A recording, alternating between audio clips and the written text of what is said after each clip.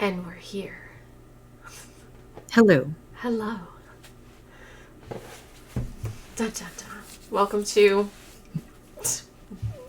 just currently named Aor or Bust until I choose to rename it for the 1000th time. Yeah. We should probably Actually have a name for it?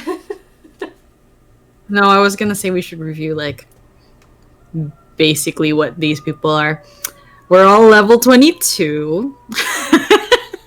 How about we make that an actual episode of, hey, let's catch up to our nonsense instead of spending a half an hour in an already half an hour late game. Which is my fault, I understand.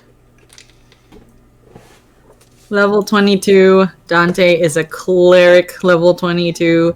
Mare / Raquel McKellis is a warlock, level 22. Jersali is a what? A rogue fighter? Fighter rogue, yeah. Yeah, whatever. Rogue fighter, rogue. Alonzo is a bard, warlock. Wilbur is a rogue. Straight up. Just wow. Oh, but he's not level 22. He's 12, he's right? Level 12. The baby. He's a baby. The baby. And then the NPC that turned into a character because someone got feelings. Missy the robot. Automaton is Warforged. level 22 fighter. Whatever. Level 22 fighter. Yes. And oh my god, what's the turtle's name? Wentworth. It took a while. No, it took a while, but I got it. Level 22 monk. See? That's it. Let's do this. Yay. Where are we? We're in the snow. We are in the middle of snow. I don't hear anything, by the way. Can you hear it now? Well, that's where it's supposed to be because it gets very loud on the video. So we just passed... You hear that? Yeah, it's called traffic.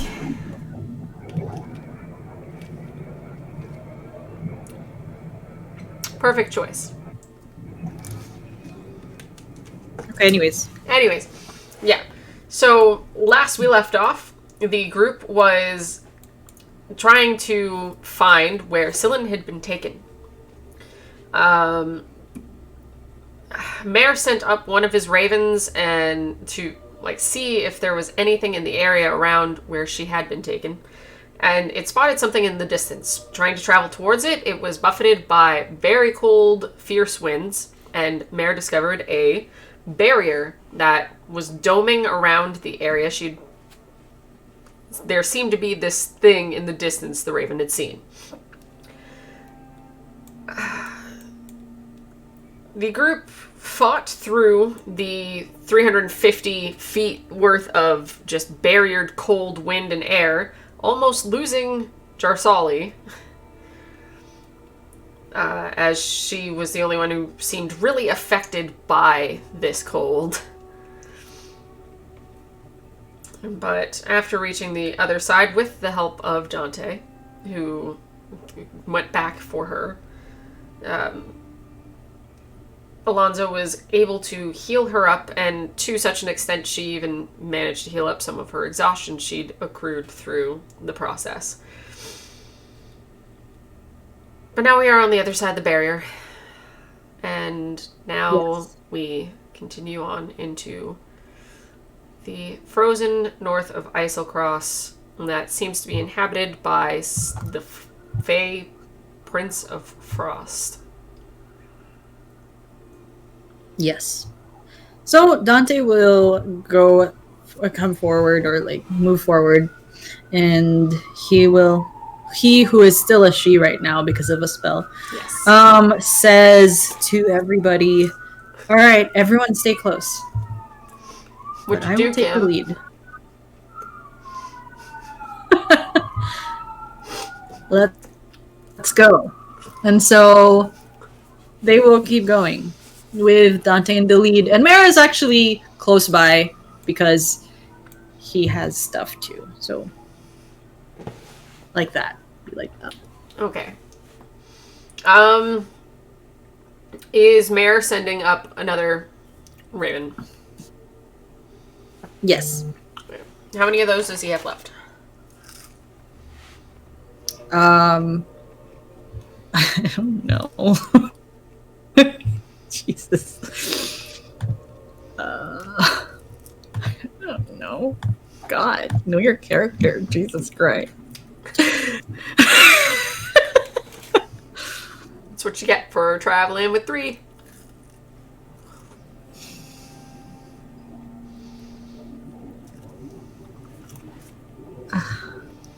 No, I don't know. You know what? It's probably in our chat. Let's see.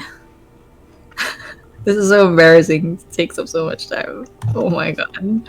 Just want to make sure you're doing it right. Because he's already called like 3 of them, 4 of them.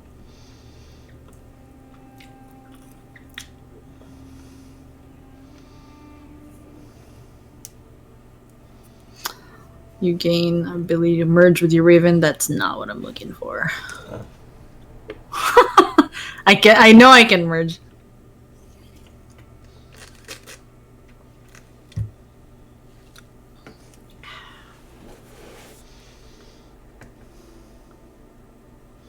Whoops. I've been playing it wrong this whole time.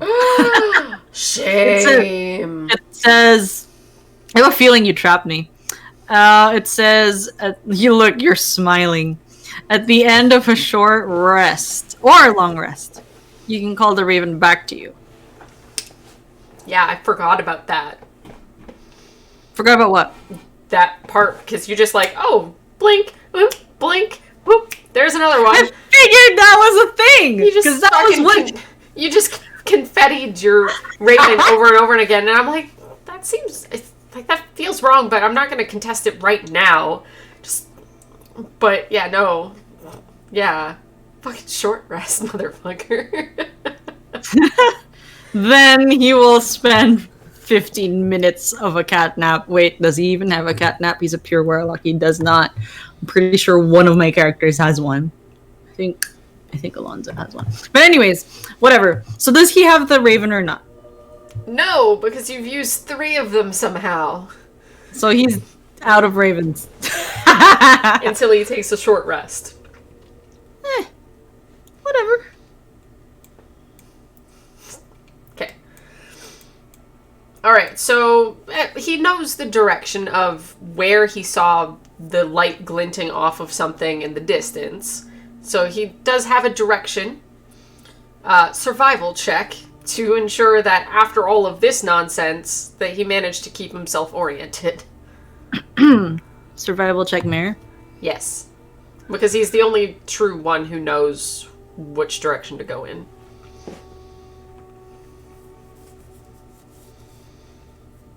Oh boy. 12. Wait! He has foresight. Haha. 21. There you go. So yeah, he like takes a second and like, okay, the wind didn't push me off course or anything. Okay, we're going that way. That's funny. See now I'm conscious. Now I have to look at what foresight is. I know it's a 9th level spell. It's one of my personal favorites. For the duration, which is 8 hours, the target cannot be surprised and has advantage on attack rolls, ability checks, and saving throws. Additionally, other creatures have disadvantage on attack rolls against the target for the duration. This spell immediately ends if you cast it again, before the duration ends. Hey, and other things that are still present. So Dante being a girl, Alonzo having a 3rd eye, and advantage on his perception checks with sight. Bubble speech. Bubble speech. Yes! Dante has bubble speech. For those of you who are just coming in, it is because every time a spellcaster uses some form of magic that is, I think, not a cantrip, wild magic surge activates or procs in this area for some reason, because Casey, the DM, said so. Because we're in Islacross and near Aor, and I have decided that every round that there is a spell that is cast that requires a slot to be used, that, yeah, something's going to happen because she's level 22 and I need more problems. Mo magic, mo problems. So it's caused a lot of problems. It has, and I love it. It's caused a lot of good problems, though. It's good and bad. There's good and bad. Well, I mean, like it's good in a sense that it helps spice up the adventure. You know, Yeah. It can't just be like, oh, I'm gonna just mosey in and save, people, the world. Yeah, and finding problems for level or epic level people is getting harder by the moment as everyone seems to be able to, well, I can do this and I can see that and I can pull up video game stats of characters. You're like, I'm sensing a lot of hostility with that one thing. That one thing.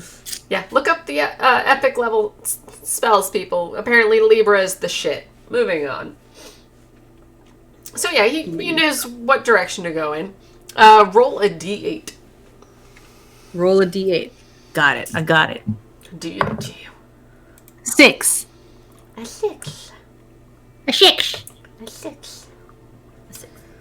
Bah. Humbug. God damn it. Every time.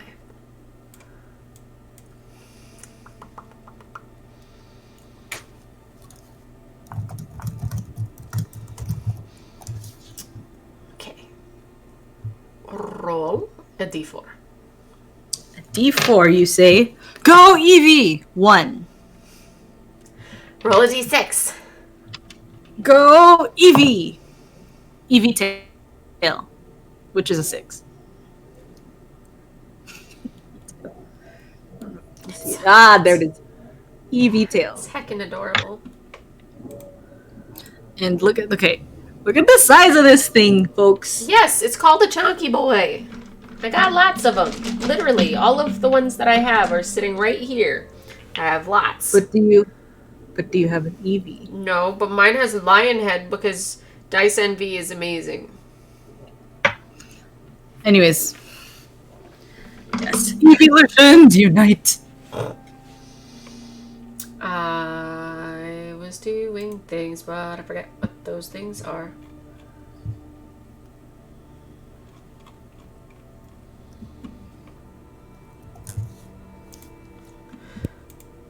Found my brain. It's fine. It rolled under the desk.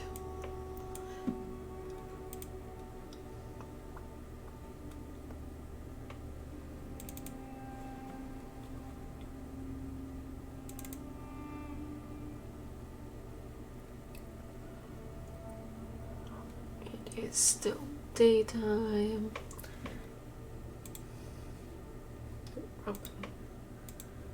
Room bitten.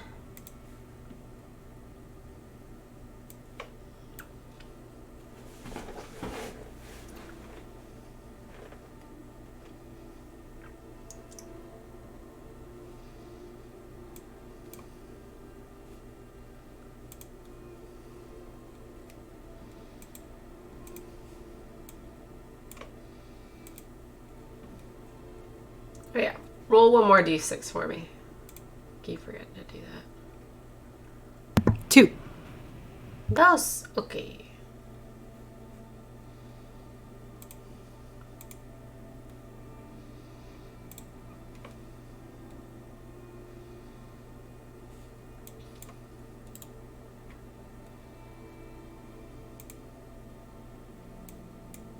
All right.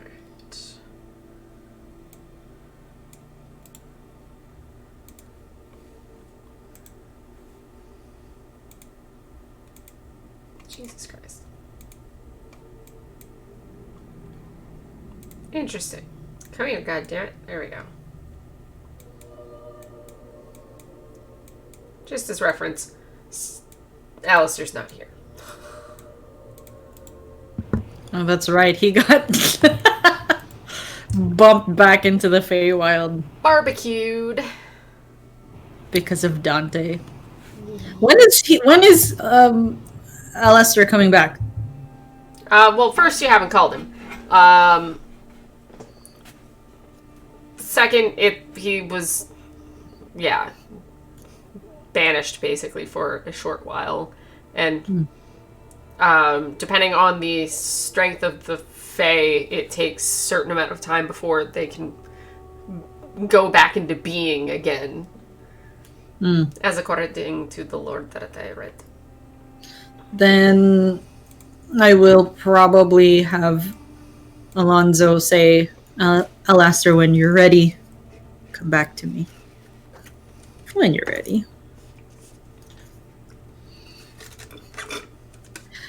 But that's really open-ended, and he's a cat, so there you go. Well, he was given a job, so... Okay.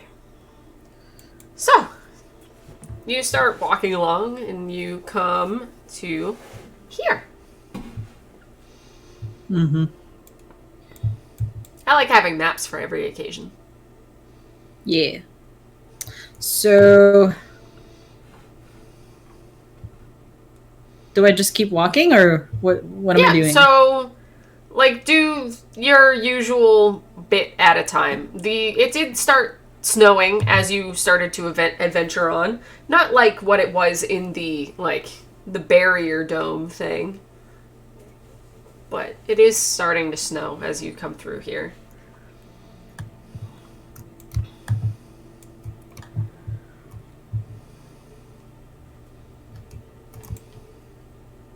There, let's do 20 feet. Okay, there you go. Okay. I'm so confused. Oh, man. Alonzo. God damn it.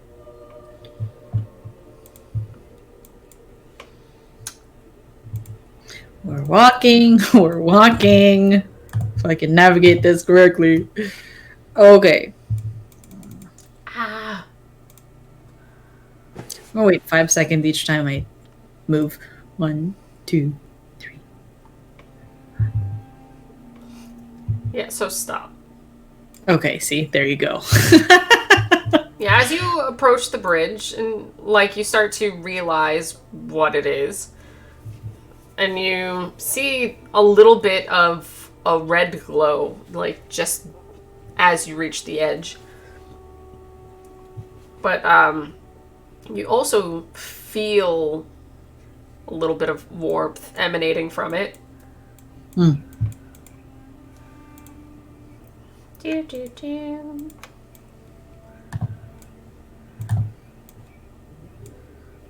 Excuse me.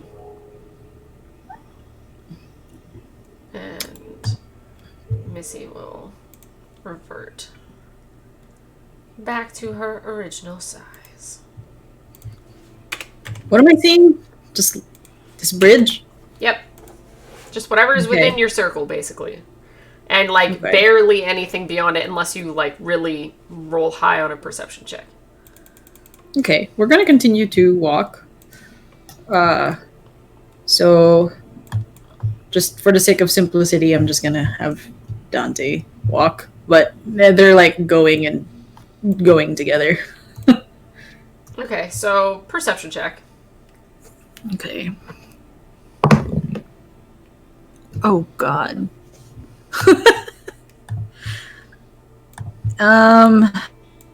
Dante.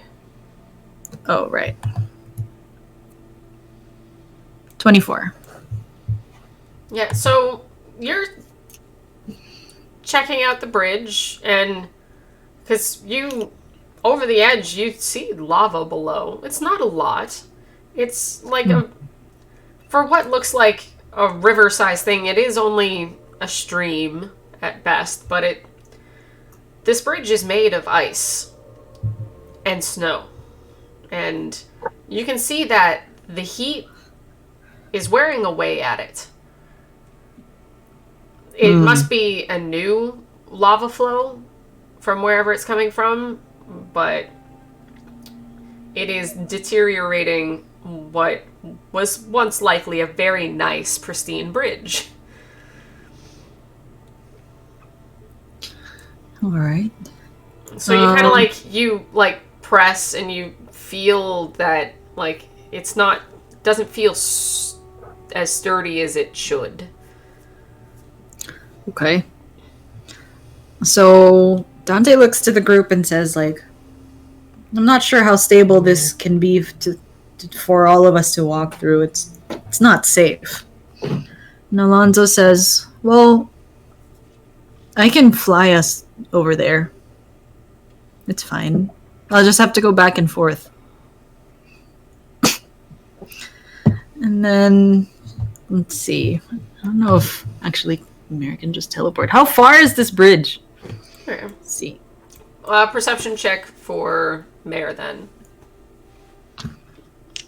Oh, fuck.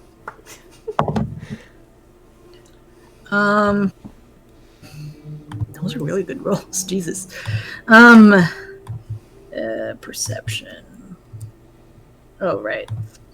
I have to take that out because the bird's not with me anymore. So, that is... that's really high. Do you really want me to tell you the number? Yes! -7. 29. Yeah. So from where Dante is to be on solid ground is 110 feet. Okay. Like, you guys are just on the cusp of being over the edge there. From what I would consider safe ground to safe ground is 130.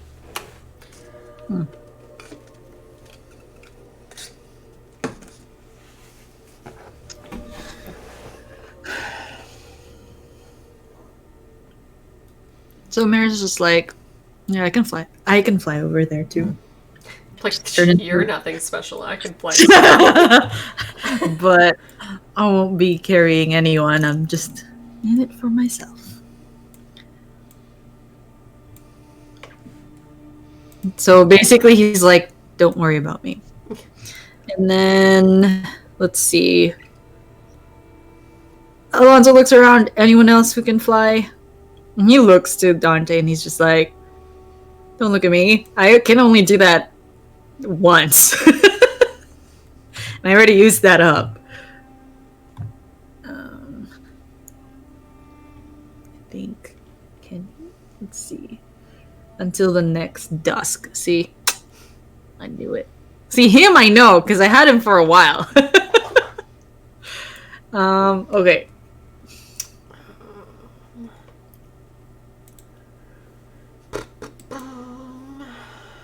What are you, and what are you?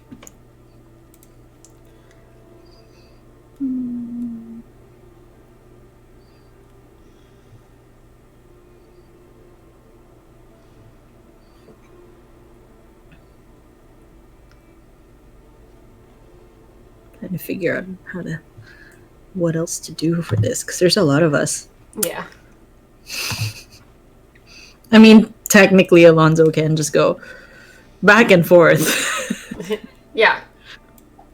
Wilbur comes out and just, like, tests it and just goes, you don't need to fly me. I'm barely skin and bones. Light on my feet. Could probably make it.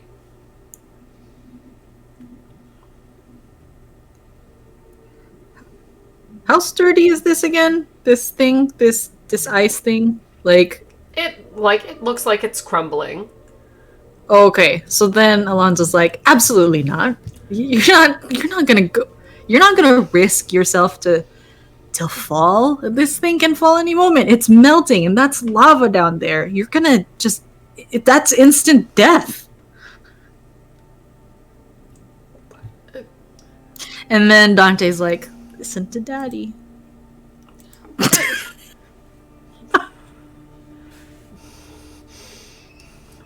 Like, I can do it. Like, I'm fast and I'm light on my feet. You don't have to worry about me. And if it falls, I'll make it. Well, this is still a thick bridge. Alonzo's like, if it falls, what? Oh, just move faster. It's fine. No, it's not fine. I, well, it's just one less person that you have to carry. I don't care. Nope. If anything, the last person I'm gonna carry is Dante. Dante's like, fair enough. Just shrugs, whatever.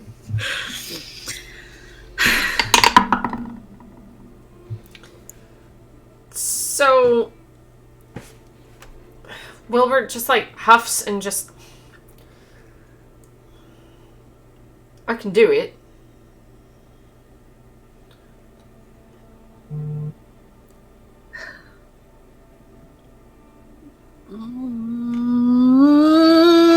I guess he can be persuaded. Oh, he's not even gonna bother. He's like, he looks to you. Oh, and he's just pouting? Like, he He's looks just to you pouting? and just goes, I can do it. Oh. And then he literally just turns and jets.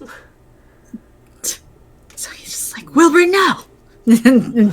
I'm assuming he's just like, yeah, Yeah, so bits and pieces, like, you watch as he, like, quickly, nimbly, but he does have the ring of, ring of free action, as well as the boots of the Winterland. So even though he's, like, stepping on ice and snow, and, like, there are melty bits and also iced bits, but he has all the wherewithal to dodge, duck, and, like, go. And he is very light on his feet. You, like, hear the creak and groan of the ice and snow that are, like, right as he hits the middle, you hear the... So when he's in the middle is when Alonzo thing just goes. It's like, fuck this kid. He's gonna give me a heart attack. Just like, Wilbur, no, Wilbur. Yeah, he's just like, oh my god. Dante is very amused by this. He's just like leaning back kind of thing and just like, feisty kid. He's more gutsy than I pegged him to be the first time. He looks to Dante, when I say he, looks to Wentworth, and actually not Dressali because of what just happened to her, but looks to Wentworth and says, like, hey, if the kid can do it, you can probably do it too.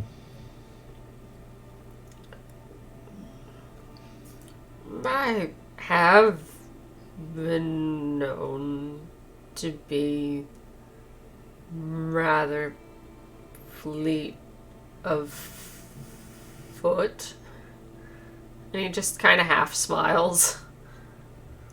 It's the Zootopia smile. Fucking weird. Yeah. And like Alonzo's just like, no one's doing that again. Oh my god. He's just like freaking out right now. Like, what is happening right now? His wings are out now though, because he was nervous when Wilbur did it. His jetpack wings.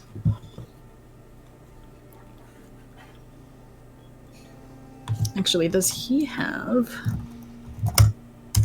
Nope, he does not. I would stretch on the rule of Wentworth has empty body. You can spend 4 key points to become invisible, but like possibly also like just empty body. Oh, light. Oh, I see. Like, be quote unquote light on your feet or something. Is what you're saying, right? Yeah, I will DM rule my own nonsense because of reasons. Because we also have Missy sitting here, and she's just looking like, I don't think you can fly me across.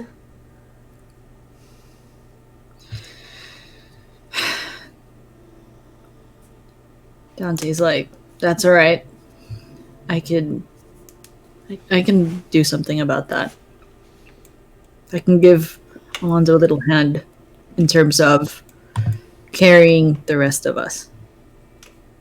Yeah, and then Wentworth's just boom, boom, boof, boof.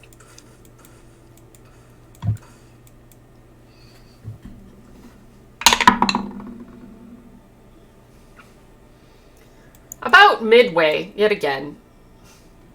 Like, you don't see him cross because he did the, okay, I am an empty shell. Turtle puns. Midway, you do hear the, and it, like, you see bits of, like, chunks falling off of the bridge and hitting the lava below, and poof, and you see the lava, like, splurt up and, like, reaching higher towards the bridge. But again, he manages, the bridge at very least doesn't give way, and you imagine he has made it to the other side because he turned invisible. Yeah. Okay. Mare looks to the group. Before I do this, I have to read.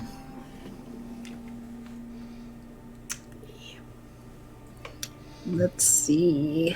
Here it is. Use bonus action, one char, blah, blah, blah. Okay. He turns to the group and he says, see you in the blah. I'll see you in the other side. And then he just disperses into like 3 ravens and flies off. So he is now over here. Perception check. Okay. I paused because I'm wondering if it was of the raven or of him. Because it's still him. It's so, him. Okay. Just wondering. Oh, yeah. I'm going to do a -7. 16, 27. Alright, so you fly over, and as, like, the other two have, like, turned around to look back across the bridge, that as you're coming over the bridge, you see something coming up behind them. Which they did not see because their perception checks were shit. Oh, shit. Oh, God. So, how many of these fuckers? Okay. I know what it is, but does Mare know what it is? Roll a nature check or a history check. Either one depends on whatever one's better. Either he studied it or he's seen it himself. He has studied it with a natural EV. So his nature and history are the same plus. Sometimes it's different. I just forget who has what. Yeah, which is a not very high because he hated school. He's a level 22, and his plus is a 1. Yeah. That's how much he hates it. Well, let's see. Wentworth is also a level 22, and his some of his pluses are minuses. So oh, damn. Yeah. Okay, so anyways, so he is still 3 ravens. 3 ravens in a trench coat. He's like, he sees that and he's just like, bloody hell. Bloody hell.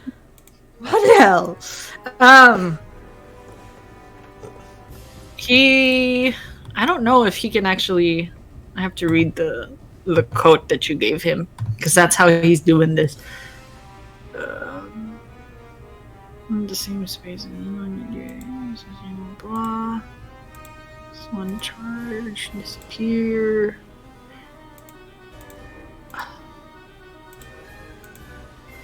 So the two ravens, the one that is not him, will attempt to fly towards these things to like distract them.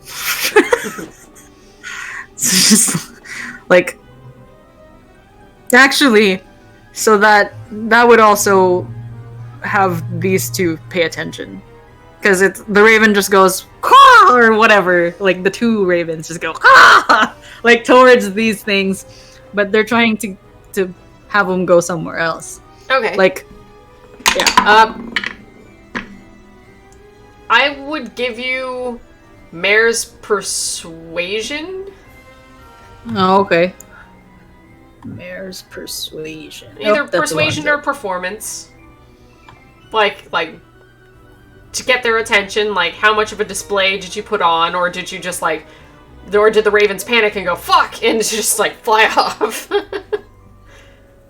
Oddly enough, his persuasion is better. I believe it. That is a 32. Oh, fuck, yeah. And you're trying to get two of them, which direction did the crows go in? Or ravens go in? This way or this way? Left or right?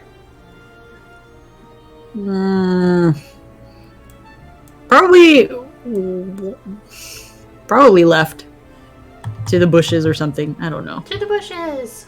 To the bushes! Okay, then I will, as your surprise round, get them to go off in that direction, as they did fail, so they're like, things! And just, you know, they're not that intelligent, I don't believe.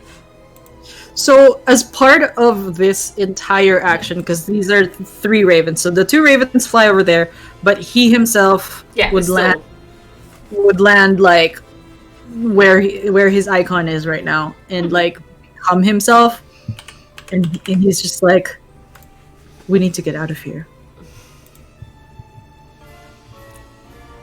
Let's see. Yeah, they're not intelligent creatures, and they move at 30 feet. So that was not 30 feet. I just saw the bloop, and I was like, that is not 30 feet. Yeah, so roll initiative now. Okay. For everybody. Everybody, even the one in the opposite? Yeah, because I gotta see if they can get across. They're not gonna move across in turns. Mare got a 24 on his initiative roll. Alonzo...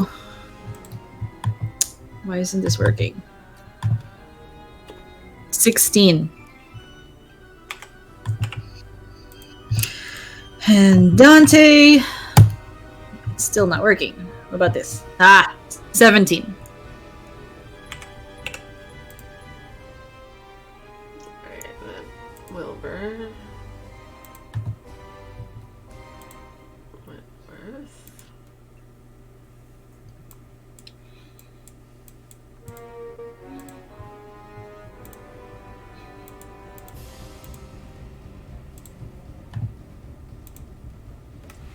Here we go. So, Mare gets to go first. Nice. Alright.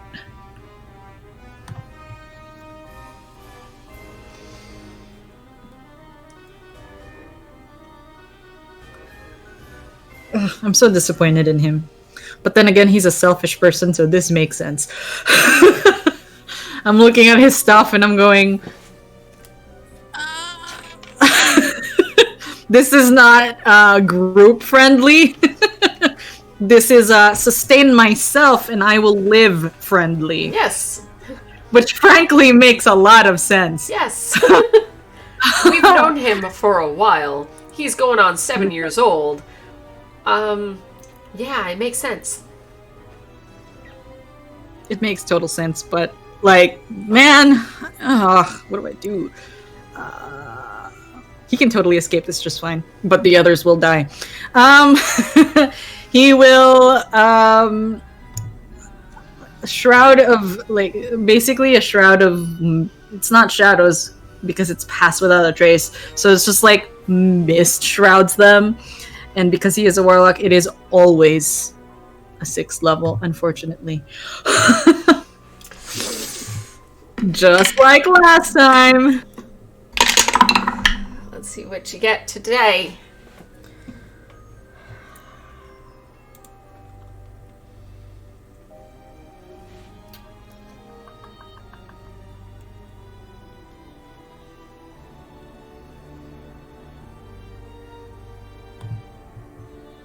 Unless you can thematically give me let it be shadows, but then again, that's just gonna be obvious, like an obvious shadowy thing. Like that's just you want it to be mist in this area. Yeah. Actually, it actually does say a veil of shadows and silence radiates from you. Okay. Whatever. For the next minute, flaming wings cling to your back. You are affected by the jump spell. You get both. Okay. So suddenly, flaming wings just come off your back, which kind of puts off that whole being in like just hidden kind of thing. Well, he does still have his movement, so he's just like, fuck. So he will go somewhere else because he believes he will be okay. So let's see. Veil of Shadows radiates within 30 feet of you, so these people. Okay, so they already have it, so no matter how far I go, they're still gonna have the plus 10 bonus. So he's gonna be... You said jump, but you said flame wings. I'm confused. I know. Can he fly? Can he fly? I'm not sure what's happening. I think that it doesn't say you have a fly speed, but you have wings inexplicably. That's what it just says. I guess I'm just like gliding or something. Pretty much. Like jump. Like Yeah. I don't know. So he's just like go. And then he would use his movement. So jump has what? It gives me extra jump speed? I don't understand. Speed. Jump length, I'm pretty sure. Jump. How does that even help? It doesn't. It's a wild magic table. Their jump distance is tripled until the spell ends, and your jump is usually based on your strength. So... Oh, bloody hell. His strength? Okay. Yeah. Okay. I do not quite remember the rule I don't of jumping. understand. I don't understand why it's wings, but whatever. So he will use his 30 feet of movement to go this way to give Wilbur and Wentworth, the two W's, a chance to go the other way, which he did direct. He just said go. Okay. That way. Okay. Hold on. Oops. He may have a bonus action. Let's see.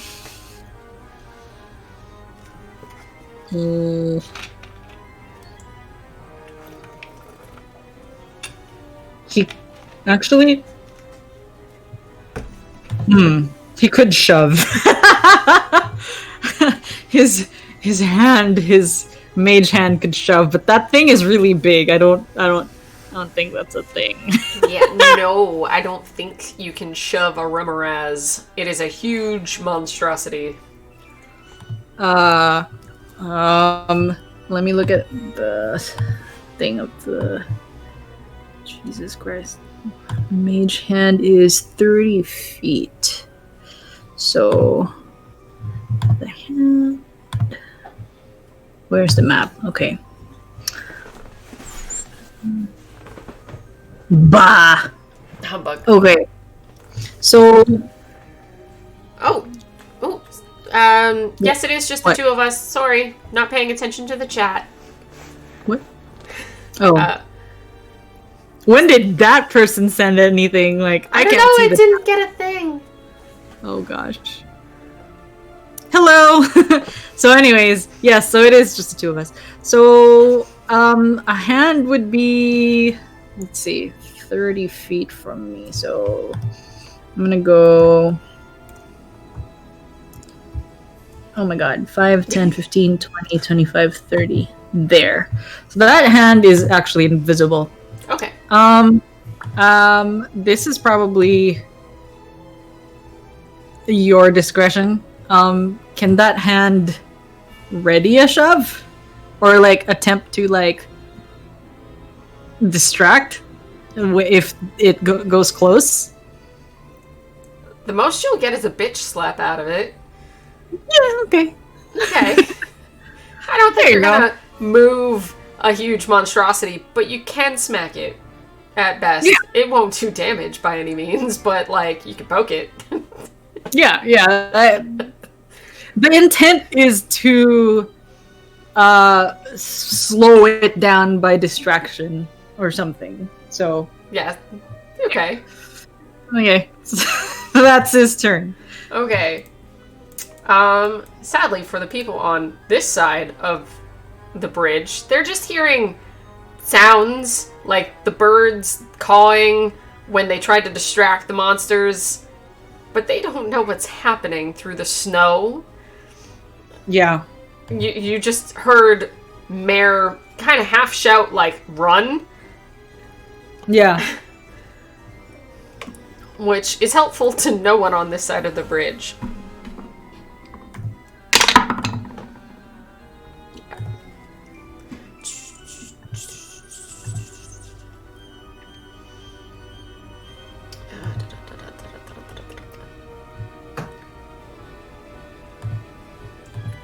Let's see.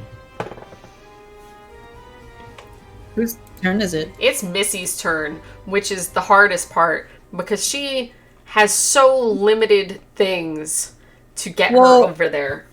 Well, that's why Mare left. It's because these people at the bottom of the bridge are actually, because they don't know what's happening on the other side, they're going to try to figure out how to carry all of them in one go. So Dante is going to, what's supposed to, that's why I'm shocked that they're in initiative. He's supposed to be casting Big B's hand to assist in carrying these two people. Then Missy, who is just before Dante, will give up her turn for you because there's literally nothing she can do. She's too heavy, she's too big. Yeah. I mean, they're explaining, they're talking as a group, like, how do we do this kind of thing. Yeah. So Missy just, like, looks to you guys panicked, and it would be Dante's turn next.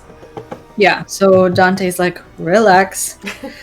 She's like, we should get over there. We need to help. Oh, she can see? I thought these people don't see. God damn it. She's also a warforged. So then okay, so that's all different now. So help. So then Dante's just like, help, what do you mean? They're across the bridge already. It doesn't matter. Yeah, she's got a really nice robotic eyes that rolled really high. So yeah, she's just like, we should help, and they're like, help with what? Yeah. So Dante's like, what do you mean help? We have our own problems. And then Dante's turn go. So he will cast Big B's hand, which is a 5th level spell. Yeah.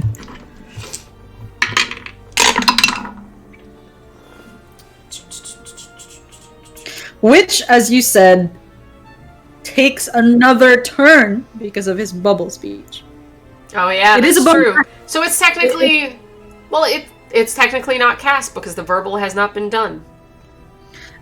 It is a bonus action though, so I don't know if you wanted, like, if the delay. No, if it has any verbal because of his bubbles, he has to wait until the bubble pops.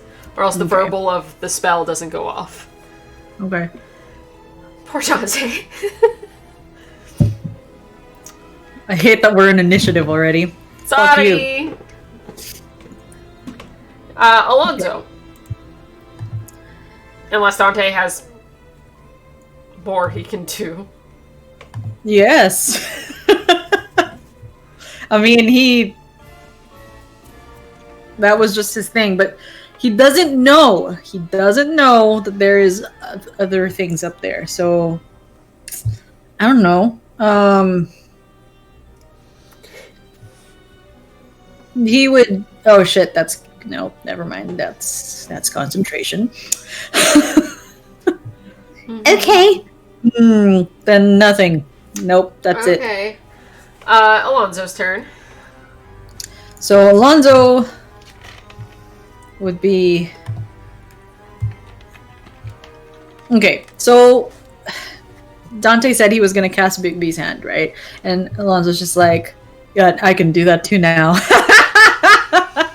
As he casts Big B's hand at 5th level. Oh, as well. Jesus Christ, people. Okay, I gotta write that one down so I don't forget it.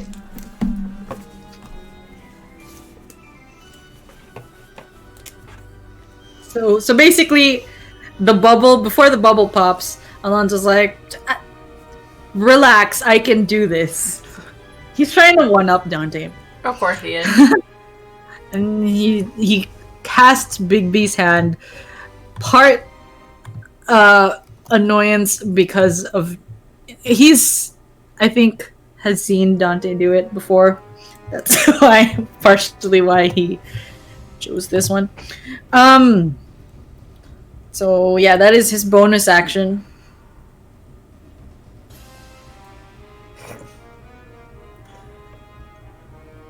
Yeah, so because Alonzo got to say his wild magic surge hits him right away. The caster switches personalities with the last person to cast the spell. But Dante hasn't cast the spell yet. I know, and I'm so sad. Who's the last person who cast the spell? It was Mare. But it's all the way over there. Yeah, I know. So... But he cast the spell on this side of the bridge. Who, what? Mare cast the spell on this side of the bridge. Oh.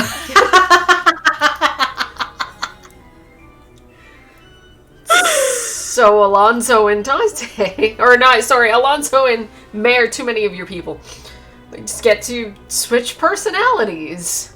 That's so funny to me because they're derived from each other. One is right from the other. And that happens for the next 8 rounds.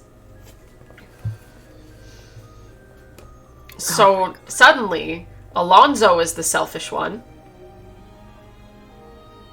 Well, The selfish one who thinks of himself and it's God's gift to the world. and has Bixby's hand to get himself across. No, he has No, the no. wings. Oh, well, whoever. But now he's First like, of all- well, you guys worry about yourselves, I'll deal with me. Is literally No. what Mare just did. No, that is not what Mare just did. That is Yes. not. Well, because he knows that the other people have stuff. Yeah, Dante will take care of it. But Alonso's the only one that has the wings. That was the plan. Like, Raquel is not evil.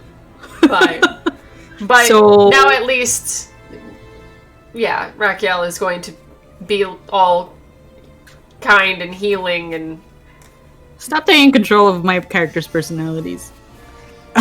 just making sure that Yeah, I know how to play them.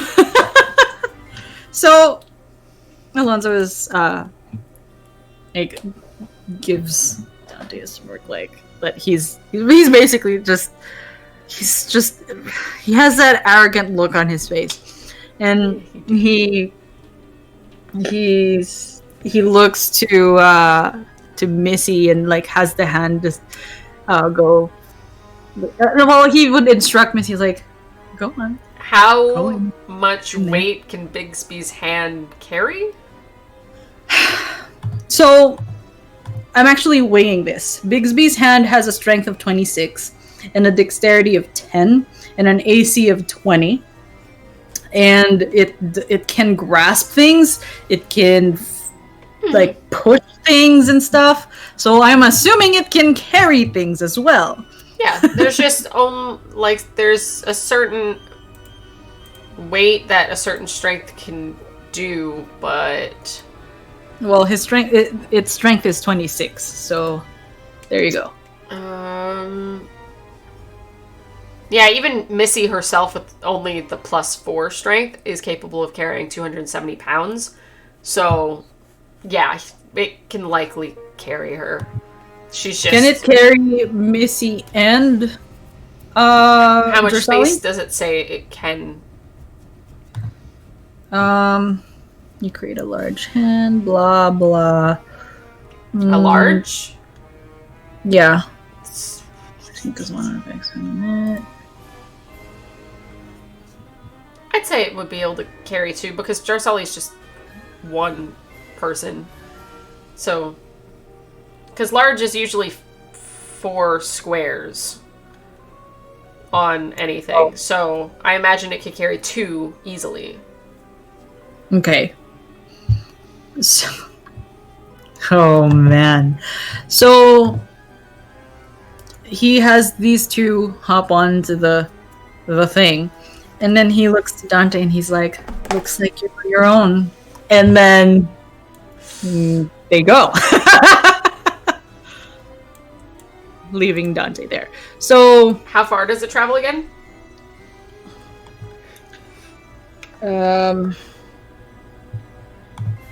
So Big B's hand can go, let's see. You can move the hand up to 60 feet and then there's effects that I can do with it, but that's not what I'm doing. But move the hand up to 60 feet. And then I can fly with my jetpack. Let's see.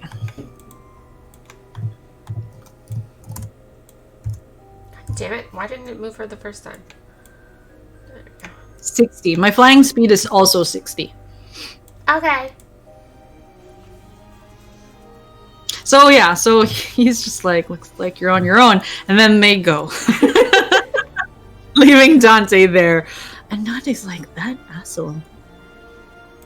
And he's a bit, like, confused because I'm pretty sure he would notice that right away as he has been with Alonzo for a while. It's like...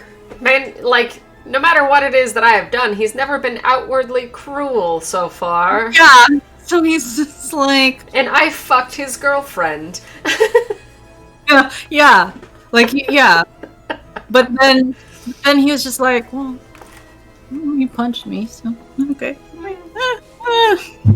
Okay. But he was just like, what? Alright, that is Alonzo's turn. Oh my god. There we go. Jesus.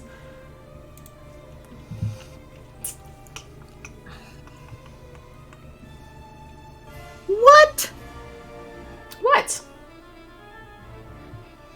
Did the hand distract it? Nope. Did you roll to perceive them as they are in fucking mist with a stealth of a +10? Fuck you. Hey, guess what? Remoraz's eyes aren't how it senses things. No. It has tremor sense. Oh god. Damn. Hey, Mare got a natural EV on his nature check. He should have known that. Oh well. That was a long time ago. Yeah, well, like, yeah, he knows what it is. He read it in a book once, but does he know every single absolute detail of it? Maybe not. Natural Eevee! He's not Dante. Okay, fine. Whatever. I see how it is. Let's see how it is. Where's Wilbur? There's the boy. There's the boy. Oh, 13 to hit. Fuck that. No. That's not a thing. That was awful. Damn, Rummeraz. Be better. Be better. You didn't even manage to do anything. You're not scary at all. It's even Wilbur's turn. Who is going to bonus action disengage and get the frick out of the way.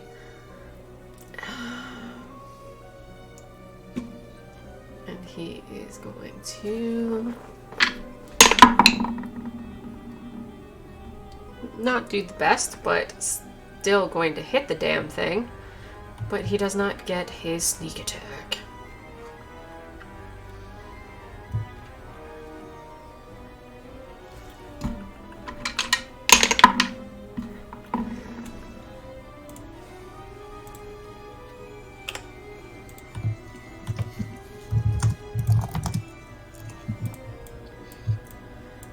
Okay.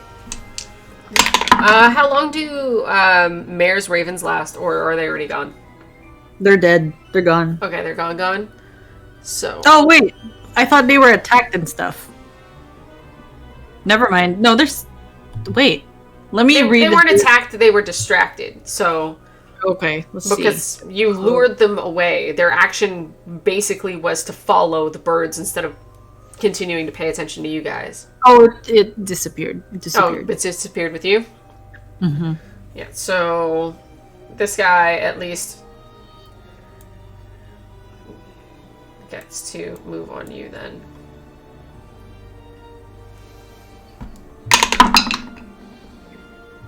Ooh. Well, what am I doing? 23 to hit you.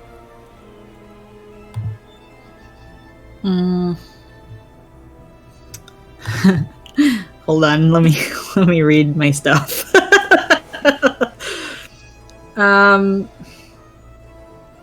There's so many things, man, that he can do. God. Wait a minute. Where's the spell?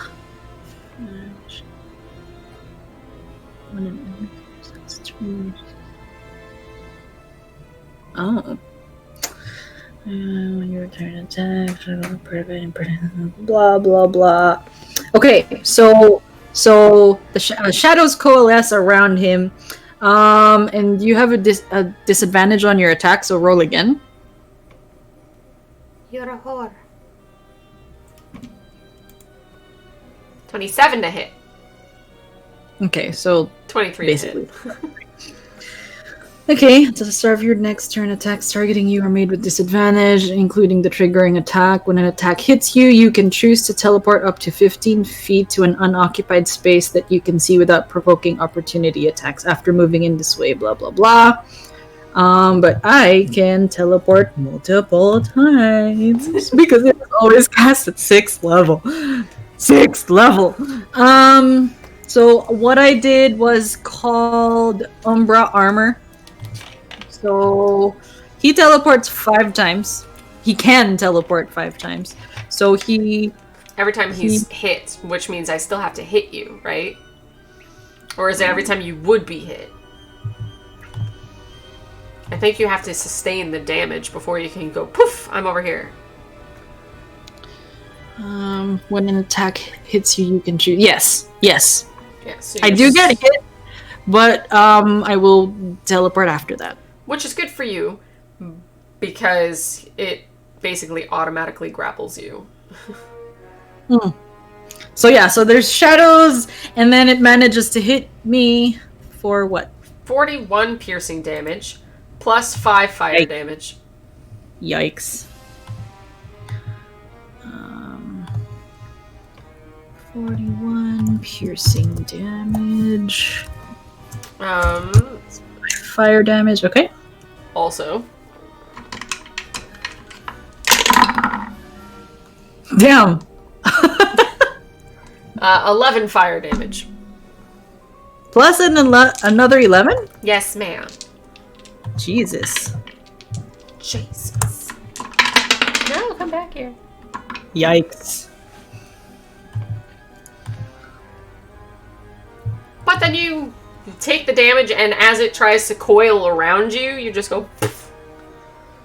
And you go. Well, it's more of a with his shadows as he moves 15. I keep picturing it like Nightcrawler. So he just kind of thing, but with the black coiling smoke, and then he just appears somewhere else. Okay. I need to make sure that I'm not doing this wrong, because I don't know if it's 15 feet or I can do the multiple ones. Let's see. It says 30 feet. What? The thing, you go poof, 30 feet. Any No, direction. it says teleport up to 15 feet, but I'm casting it at a higher level. So that's why I'm Well, regardless, you did it at 6th level again, so you get more shit done to you. I love this.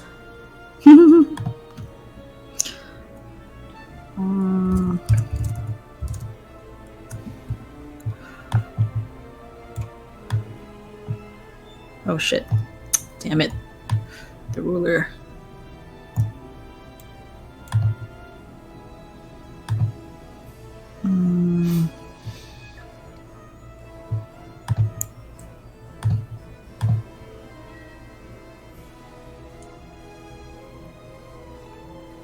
Five teleports. Okay. So I was here.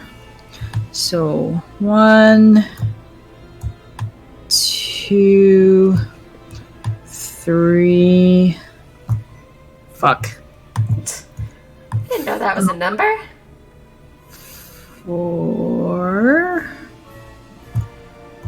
5.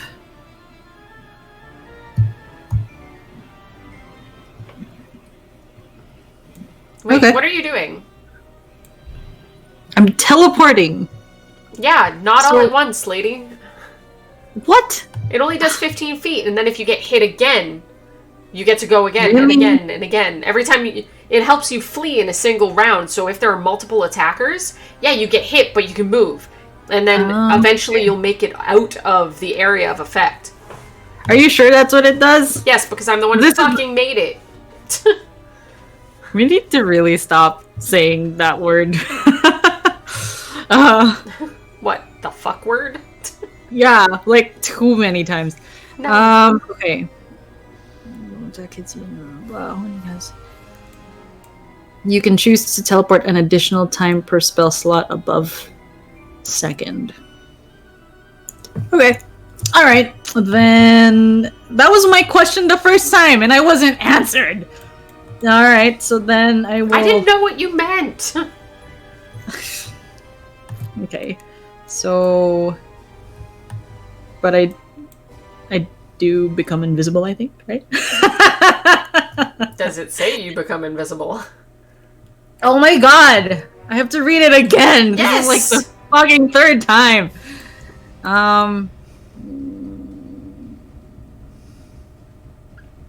Shadows coalesce around you, providing protection at a moment's notice. Until the start of your next turn, attacks targeting you are made with disadvantage, including the triggering attack. When an attack hits you, you can choose to teleport up to 15 feet to an unoccupied space you can see without provoking opportunity attacks. After moving in this way, you can't do so again until recasting the spell. When you cast a spell using a spell slot of 3rd level or higher, you can choose to teleport an additional time per spell slot above the second.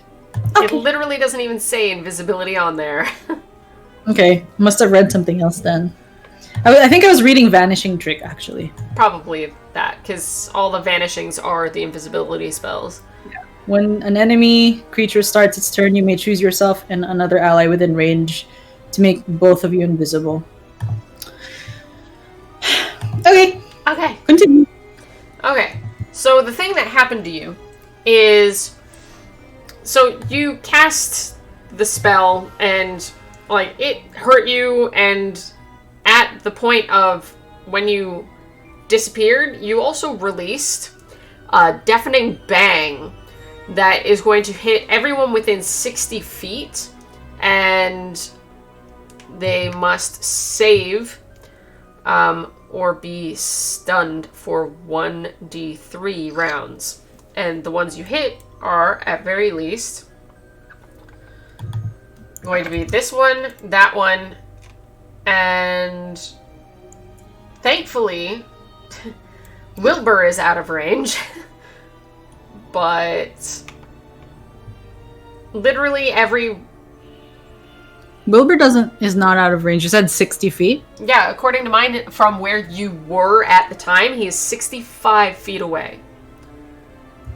Oh, from where I was. Where you were. But you hit every Remoraz as well as Wentworth, depending on if he makes a save. Yes. It's my save, right? My Yeah, your DC. What's your DC? 25. Remoraz has a +5 con, so 2 of them save. 1 of them does not. They are stunned until what?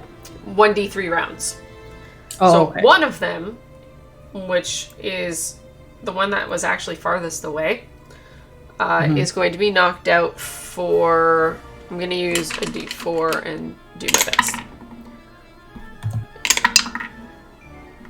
For 3 rounds. So this guy is just going to be stunned.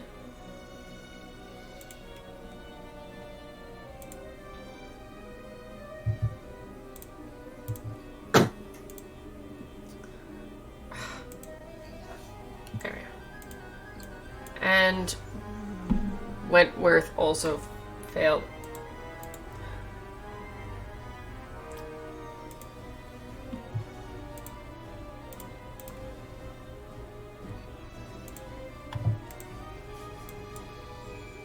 Okay.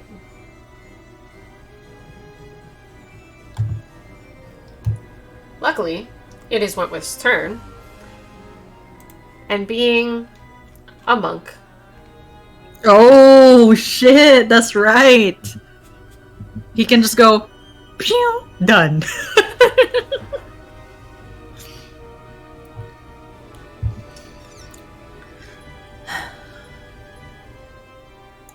Pretty sure he has it. Yes, he does. I think it's either timeless body or whatever. Something body. Yeah, because... Maybe it's not what I thought it was, because stillness of mind will stop charm or frighten. Damn.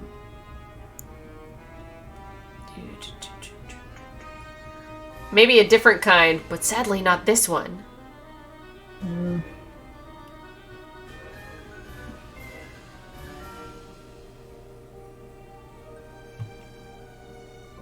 Damn. Boo. So he's stunned. How sad. I could have sworn they can end stuff, but yeah, I guess some of them. Probably not the one that he is. Boo.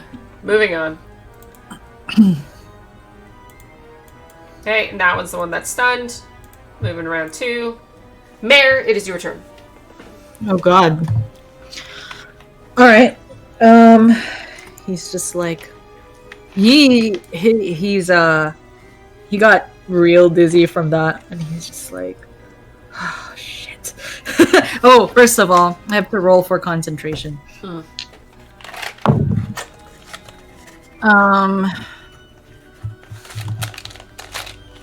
Yeah, you took 40 something damage, so your DC is 20 something. So the let's see. 23 concentration save. So I don't know what the I took 41 plus 5 plus 11. Which threw it all at the same time. That was all at the same time. So actually the DC is 28. What did I say? 23? 20, 14 plus 9. 23. 23, yeah, okay. So the pass without a trace disappears. He got real dizzy from that because that was really powerful. And he's just like, he has choices. Let's see.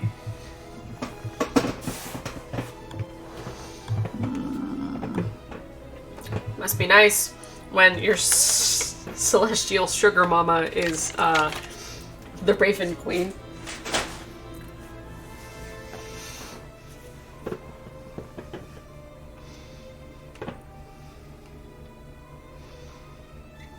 No, that's not worth it. So he will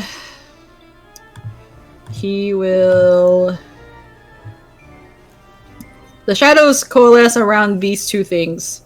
Okay. In an attempt to hold monster them. So hold monster is a wisdom save. Okay. Move D4. Natural 20. That doesn't mean anything. What is its pluses? Well, the natural 20 turns its wisdom into a 20. And a 7 turns it into a 7. So they both fail. Yeah. Nothing special happens on natural 20s. Okay, so oh wow, that's auto fail then. They are affected by the hold monster spell. So Okay. they are paralyzed for the duration, which is 1 minute. And then at the end of each of their turns, they can make another wisdom saving throw. But they're gonna fail. They're gonna fail each time. So yes! Boom! So these guys are just paralyzed for life, huh? Yes. So, but Mir's just like, I'm not even. I'm leaving. So he's gonna go here. Use his movement to go over there. I'm sorry, who said what now? He's gonna use his movement to go over there. Oh, I'm Mayor? wondering why he's leaving. There are What do you people mean? that need his help. Do you see his HP right now? Would Alonzo abandon people? Oh, wait. Oh, okay. He's Alonzo, technically. Yes. Okay. Fuck. Motherfucker. So, So let's see. good. So, what can he even do to that?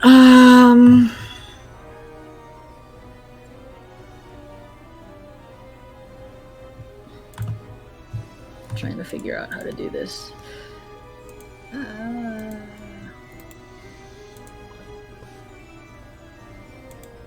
He can't do anything.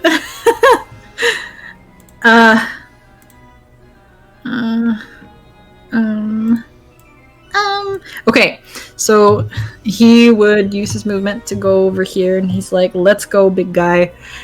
And then the bonus action, yes, he still has bonus action to shove him with the mage hand, with his telekinetic mage hand, to shove him. So, to have him move somewhere, move like further. So, mage. Well, he's stunned, so he's gonna fail any form Yes. of save. So Okay, so he moves on, blah, telekinetic, blah. Move 5 feet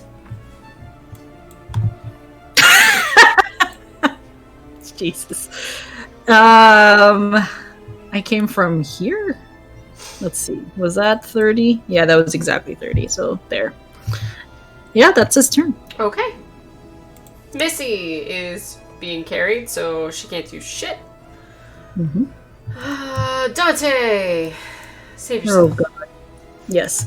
So this is when The thing goes off.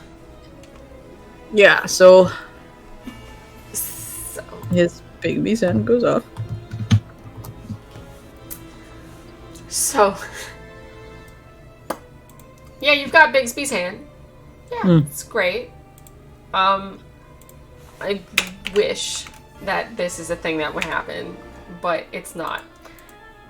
I can't change your icon to truly show the effect of what's happening to you. He gets reduced to half size.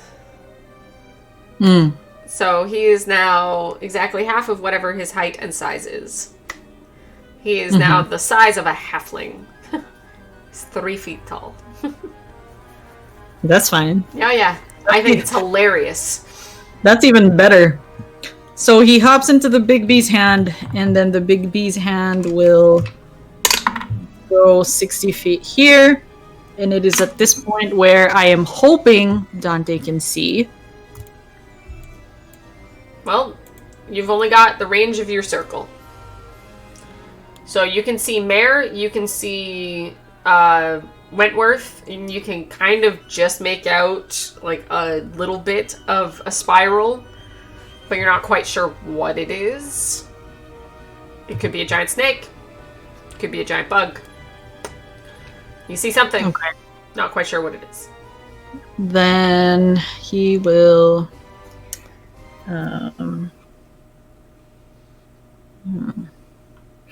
Not quite sure what it is. Oh, and you're small for the next 3 rounds. That's fine.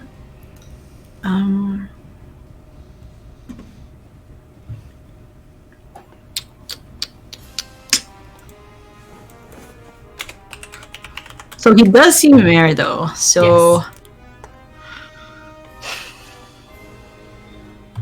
Mare is how far? 50 feet. Nice. He will cast. Apparently, he has this interesting healing word for. Oh, no, that's actually late. That's late because of his bubble. Fucking God. So he casts healing word.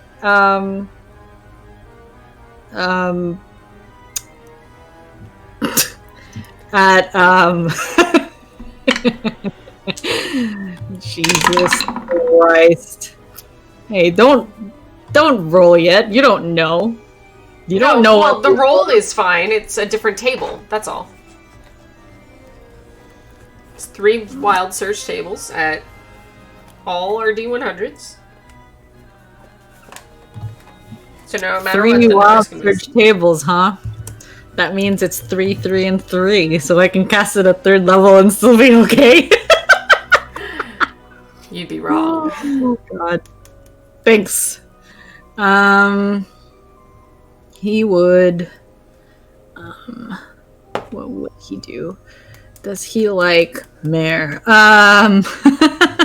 Well, he knows that the Raven Queen would be upset if he didn't try to heal. Yeah, I know. That's why he will try to heal. It's just not like full power heal. Like they're not that close. So I would say 3rd level is fair. I would say he would do 3rd level.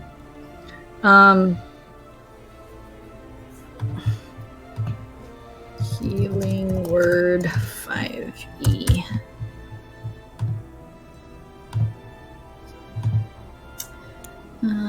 Second level plus 1d4 for each slot level above the first. 1, 2, 3. Oh wait, no. The Raven Queen will be mad at him. That's not a lot of healing. 1d4, 2d4, 3. Wait, 1, 2, 3. 1, 2, 3. Yeah, it's only 3d4. That's not a lot of healing. Raven Queen will be really mad. So that'll be higher. It'll be higher. Okay. Jesus Christ. Because he sees how badly hurt Mare is. He's gonna have to do 9th level. Healing word at 9th level. Jesus. Hey man, that's I think what his patron would want. And I think he knows that. He's like, shit, I hate this part. And then he would do that. For his bonus action. For his action, he will cast. Really? That's not a concentration?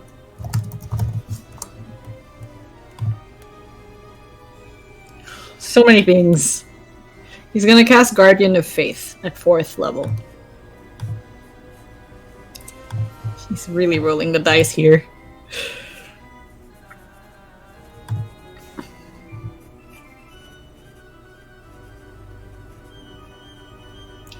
You said what level? 4. Got it. Well, both of those will happen next round. Mm-hmm. Increases by 1d4. Okay. So it'll... Okay. Okay. That's his turn.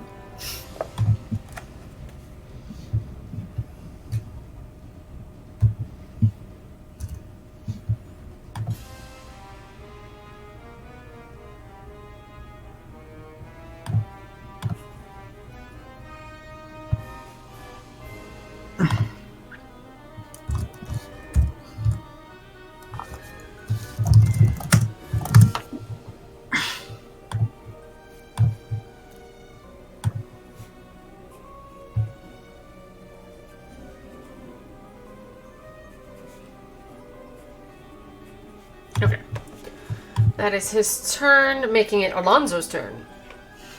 Okay. Alonzo. Okay.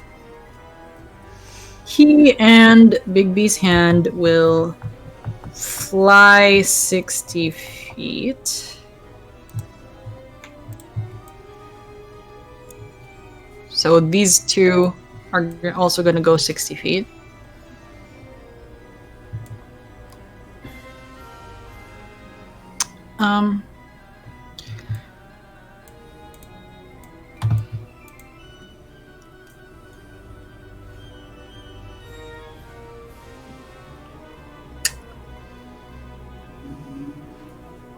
I would say these two are actually going to be closer to where Wilbur is. Okay. And the Big B's hand will land them to the ground. Okay. Does that take up the bonus action for Big B's hand, is my question. Yeah, because you had to move it. Okay. So that takes up his bonus action. His action is gonna be a...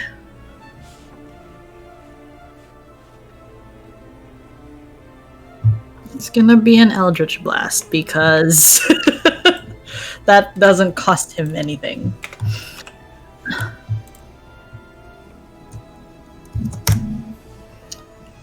Four. 1, 2, 3, 4.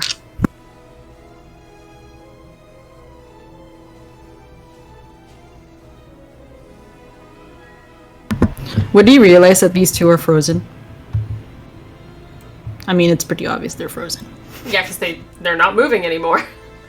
Well, actually, they're paralyzed. They're not... There are certain things that they can do, right? They can't move or speak. They automatically fail their strength and dex. Never mind. Yeah, these guys are just stone, basically.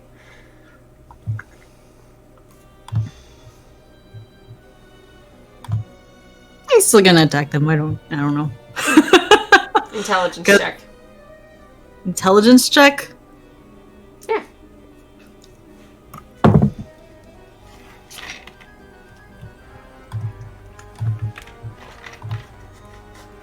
17.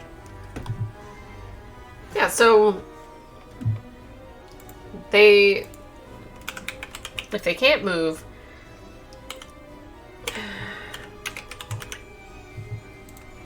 let's see.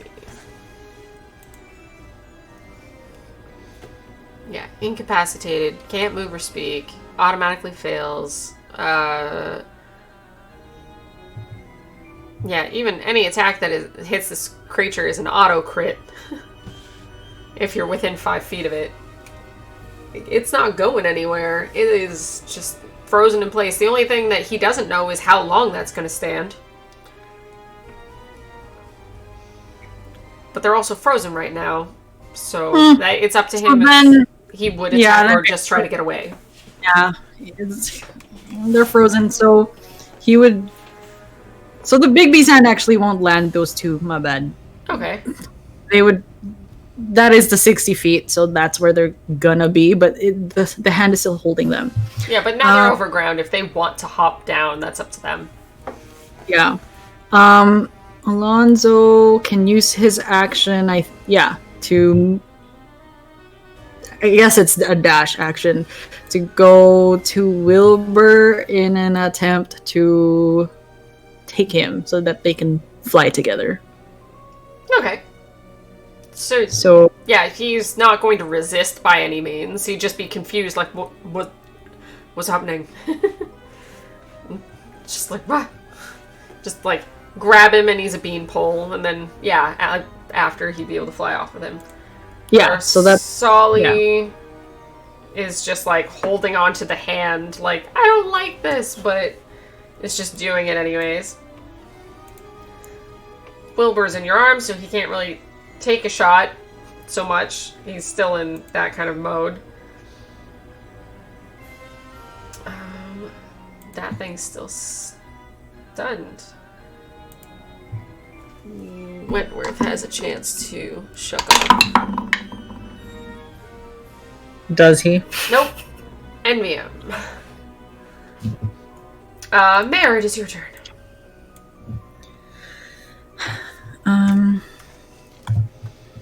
For those of you wondering, Mare is his nickname because he's a nightmare. My personal nightmare. No,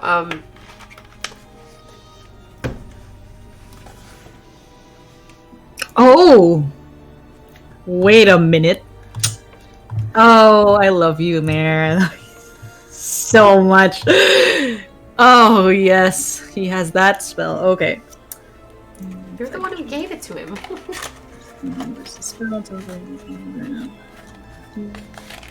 No, that's only 30 feet, but still, that makes sense. You teleport. Oh, within 120 feet of you.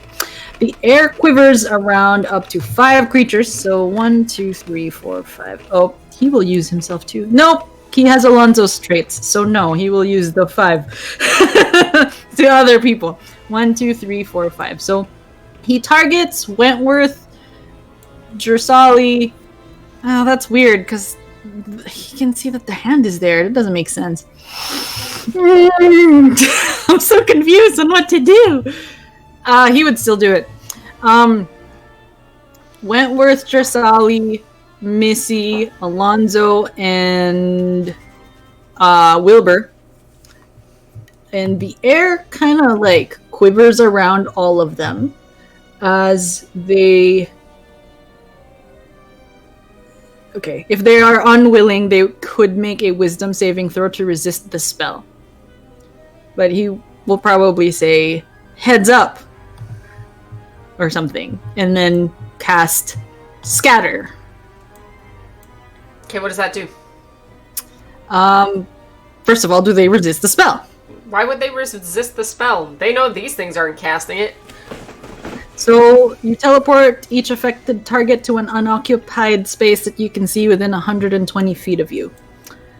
The target must be... Oh, shit. The target must be on the ground or on the floor. None of them are flying on the ground. Alonzo technically is. He's not in the air, right. is he? That's true. I thought he, like, went down to go get him.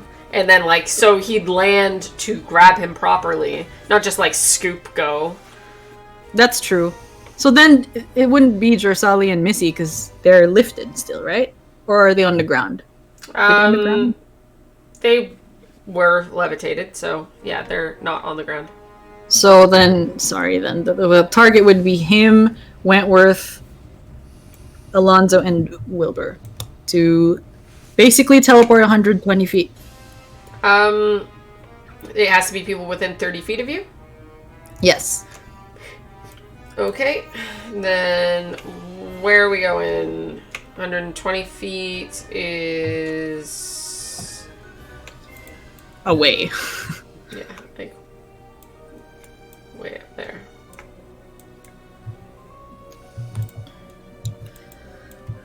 My life. What a useful spell. First of all. Second of all, that is a 6th level spell. Yep. Jorsali and Missy, how far away can Bigsby's hand be away from you before it stops working? I would like to say it doesn't. Let's see.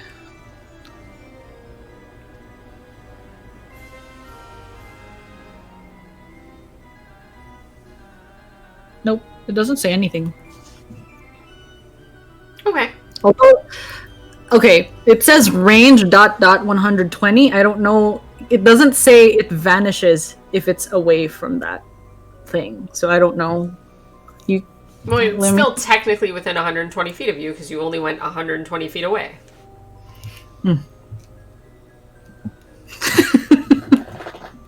But it can move 60 feet each turn. By itself. Okay. Well, Missy, thinking that this was as far as she was supposed to go, jumps off.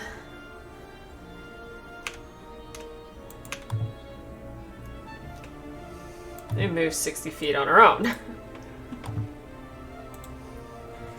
But, retrograde. Okay. So, healing happens. One moment, please. Okay. I said we're just gonna retroactively do something.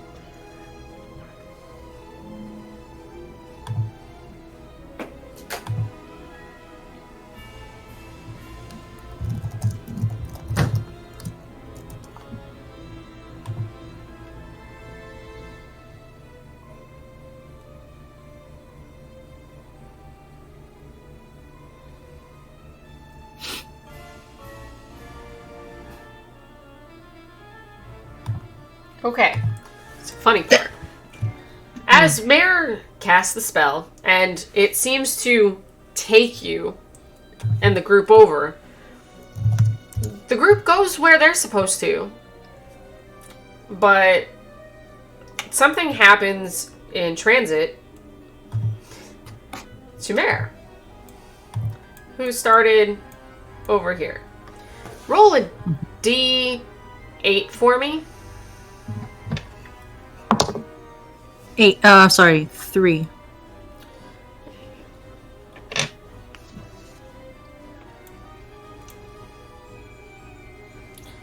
Yeah, so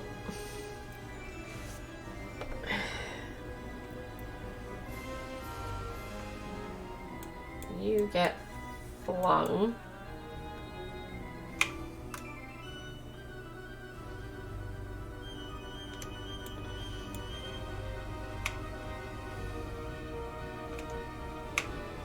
I'm only but a little bit sad. Hmm? You go over here. But Mare's spell went after, so he's already up there 120 feet. So, because he did scatter, because the Dante spell happened after, technically dispersed after Mare was already there, 120 feet away. I'm confused. I thought his spell was scatter. Oh, okay. I see. I thought you're talking about Dante's spell. No. My bad. No, because I still had to do Mare's thing. That's why I was like, I moved Missy, and then I was like, wait, I forgot to do Mare's shit. So I was like, retro. Okay. Yeah, no, Mare got set off course. I was so confused. I was like, what is going on? Yeah, Mare had to answer for his level 6 spell. Okay, gotcha. But now, yeah, so Missy went, and now it's Dante. And Dante was set off a heal. But the problem being, by the time the spell went off, Mare is now all the way over there. Is he within range to be healed? That's probably a hard no, because healing word is only 60 feet. Yeah, so his spell goes off, but it tries to find where it was meant to go, and then fizzles out because it's gone. But still taken. He still cast the spell, it's just the person...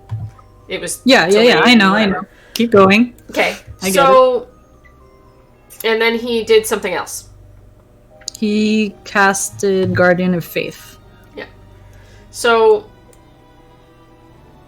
Dante feels energized. It like in duplicate. Like not only like he feels just strange and again something about the outfit that he's wearing that already didn't fit properly because he was changed into a woman recently, but it almost feels like you've been shrunk down, you were turned into a woman, it's shrunk down, and even now, in this size, you feel like the clothes you're wearing are too big. But, also you feel powerful. You gain the lowest empty spell slot that you have. You get it back. So... if you've used a 1, you get a 1. If you've used a 2 and not a 1, you get whatever your lowest empty spell slot is. Oh, which is 4th level. Nice. Nice. But also,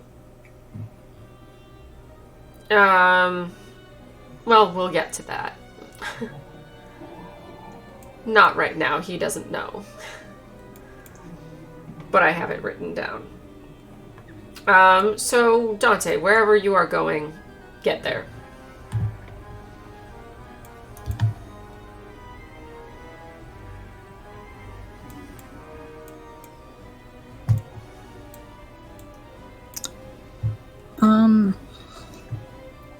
Can he use his movement to move further away? Or am I stuck with Bigby's hand's movement? If he wants to hop down, he can hop down. Okay. He will hop down and move 30 feet. Okay, Alonzo? Oh god. This is only hard because I have to switch the view. Okay. He's here. So... he will have the hand move 60 feet closer. So Dressali will be moved closer to where they are.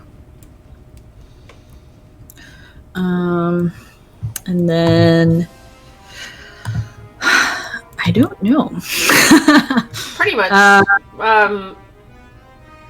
The only thing you're racing right now is the fact that one of those Remoraz is still... like, it's 1 round away from being able to move. Mm-hmm. So, Jarsali basically, depending on what Alonzo's doing, is at least on her turn, which is next, she's going to hop down and do her movement to get to you guys and go, let's get the fuck out of here. Yeah. Yeah. He'll use his movement to move 30 feet, which is basically right here. And then his action to no wait, his action to dash. So 30 feet here. Alright, well, at very least, Wentworth got a high enough to break the stun kind of thing. To shake it off. It was just a noise, but... Okay. Alonzo's done. Yep.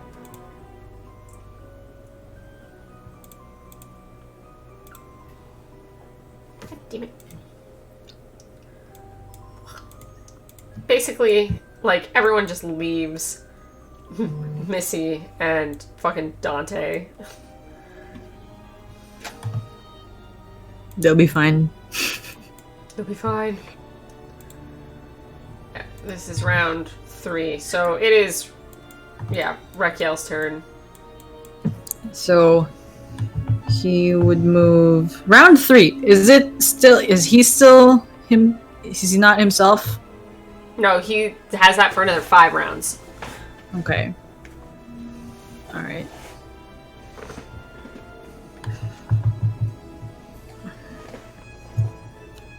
But that's it. That's it. That's all I got. So actually, Guardian of Faith is actually still down here. So these two would take like 20 damage each.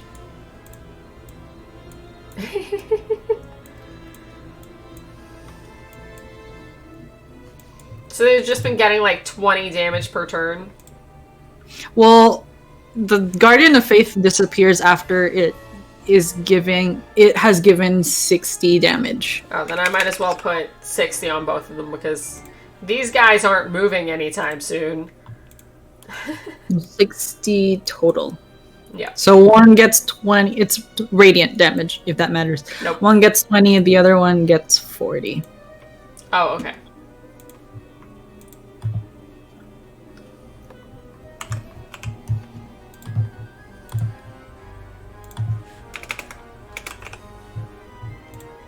Okay. Alright. Dante.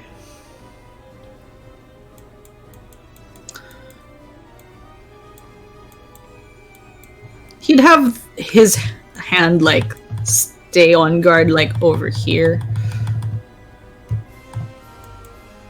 But he will.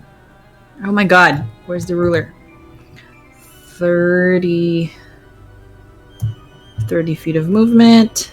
Oh my god. 30 feet dash. And bonus action, quick action, dash. Yep. That's it. Okay. Well, those guys are all running.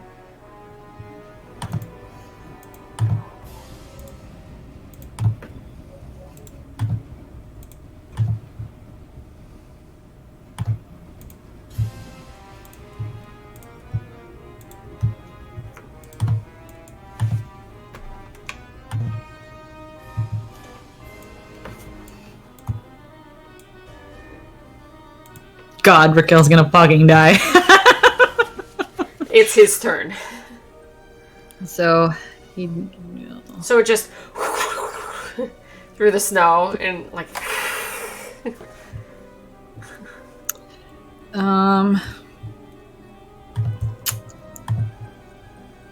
Does Raquel have? No, he does not. That is very strange that he doesn't have a Misty Step. That is just weird to me.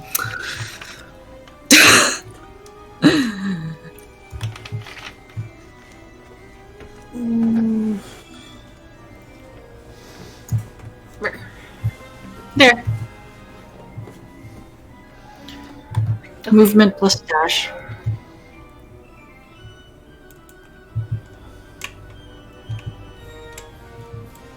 Blam! Dante, go. Like, is Mare only capable of doing 60 at a time? Yeah. Because Someone's gonna have to help this boy. Because it is literally never gonna be off your heels. Well, Dante is there, but his hand is still, the Big B's hand for Dante is still down there. So, yeah, so at the very least, his bonus action will be taken over by the Big B's hand, okay. which will, the hand will attempt to grapple a huge or smaller creature within 5 feet of it. So it would use its movement to go towards the Remoraz that is on this guy. What sized creature? Huge or smaller. Nice. At least this is in fact a huge creature. You use the hand's strength score to resolve the grapple. If the target is medium or smaller, you have advantage on the check. While the hand is grappling the target, you can use a bonus action to have the hand crush it. When you do so, the target takes bludgeoning damage, blah blah blah. So basically it's gonna attempt to grasp it. Okay. So it's a contested strength. Yep. Oh no. Oh no. What'd you get? No, what'd you get? I got a 17. Yeah, 14. Yeah! Alright. It rolled a 7, and so... I'm like, are you fucking kidding me? You have a +7 strength, motherfucker. You can't do this? Oh, damn. So the Big B's hand is going to have you take... Ooh, I can use my EVs. 2d6 plus spellcasting modifier. 6 plus 5, 11 plus spellcasting modifier 7, 18 bludgeoning damage as it just like squeezes it.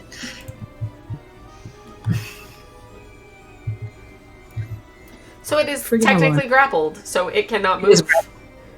Yep. For now. Dante's so awesome. Alright. Alright. Does it make any kind of save on its turn? Let's see. Nope. Oh, it's just perma grappled? The hand attempts to grapple blah blah blah. When the hand is grappling the target, you can probably try to ungrapple yourself, but that takes up your action. Yeah, I know, but that's what it's going to try to do. It's not just going to let you squeeze it to death. So is there a save that it needs to do? How do you get out of the grapple? I guess it's a strength contested strength. Okay. Again. I guess. 19. 24. Hey, when is it Alonzo's turn? I just saw the thing. Because you guys, I assumed you guys are running. Well, Alonzo also has a Big B's hand. That is still down there. Yeah, but he's also been running. He's too far away. Oh, I see. Okay. That's like, fine. he is mayor. He went, yeah, I'm running. Duh. And this thing only gets about 30 feet in. Yeah. Because it used its action. It is Raquel's turn, which means at very least he has gained 30 feet of ground on this thing if he's just straight up running. Yeah. Yep. That's it. Okay. Well, at least at this point, it is safer to assume that you guys are going to manage to get the fuck away. Mm-hmm.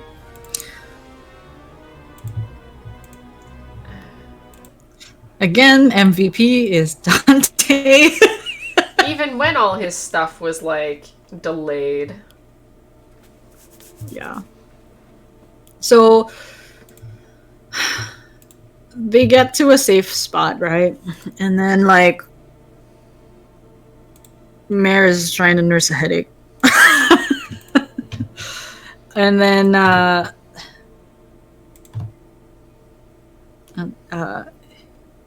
Dante's gonna attempt to say to everybody, we should... I can assist in the healing. And are they back to their personalities, their original personalities? like, if this is happening within the next couple rounds, like, you guys have run and moved, if you kept going for a while, it eventually, it switches over before, like, a minute is up. Yeah. So, I need Mare and Alonzo to make a perception check.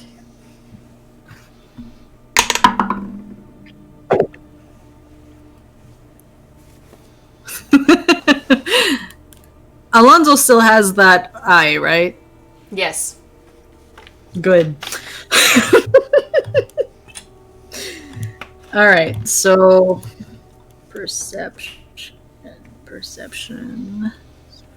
30 for Alonzo. Mare, natural 20. Okay.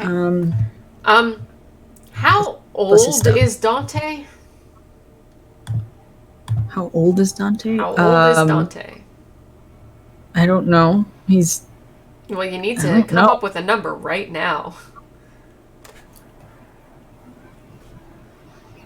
How old is Alonzo? Did we say 36? 34. 34, and then Mare is 28 as usual. Dante would be, I guess, 31. Okay. Okay.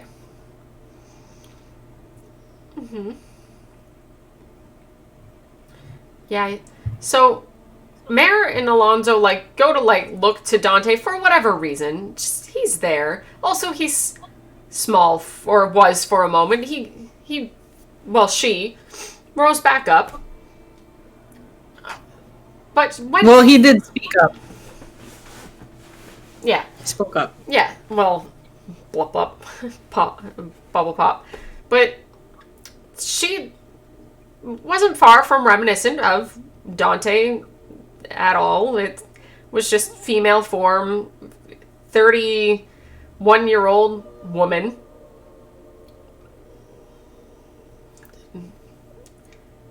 Not anymore. They look and they see, like, college student, like, younger than Wilbur. Like, she is like a 21-year-old young woman. How does Wilbur feel about this? Very conflicted. Man, Dante is going around. He's basically Lightning McQueen. What did he say about the, like, I have feelings, inflict feelings upon people that, I'm misquoting. Yeah, Lightning absolutely. McQueen. Do you know what I'm talking about, Absolutely. Though? Please quote it. Closest I can get is, I inspire feelings in people that they didn't know they had, kind of thing. They themselves do not understand. Yeah, that's the one. That's the part that I know. So anyway, yeah, that's basically what he's doing, because Jersali, first of all, Cylin, and then Jersali, and now Wilbur. Who, at very least, hasn't noticed yet. Because he's blind. So, let's see if Jersali noticed. So, Dante says, okay, we should probably stop here. I'm gonna heal everybody. So that's probably what prompted people to actually look at her. We should, like, stop here because we should stop here. We should stop here, and I'm gonna heal everybody. And I'm gonna heal everybody. Like, okay. What? But no, because it's still his personality. It's not like, yeah, his brain also aged with him a little bit. Not too really? much. It's not like he forgot. It's just mentality is different a little. So her mentality is the college female? As Dante, right? Yeah, she does have life experiences. She did still experience life as Dante. So, like, he's still gonna have the wisdom that comes with age. But Yeah, that's fine. you've also got that youthful vigor that comes with being a 21-year-old. Okay. So she's like, all right, let's do this. I got this. Everyone, I got this. And she will... Alonzo can't even say anything right now. He's just like... just staring at him. Not really sure what to do at this point. Because usually healing is his forte. And... he's just so thrown off right now that he's not gonna even contest anything that this person is saying. Dante will spend 10 minutes to cast Prayer of Healing on people. Okay. 6 creatures of your choice. So 1, 2, 3, 4. So herself, Wilbur, Mare, and Missy. Okay. They're the ones with damage. That is a 2nd level spell. Okay.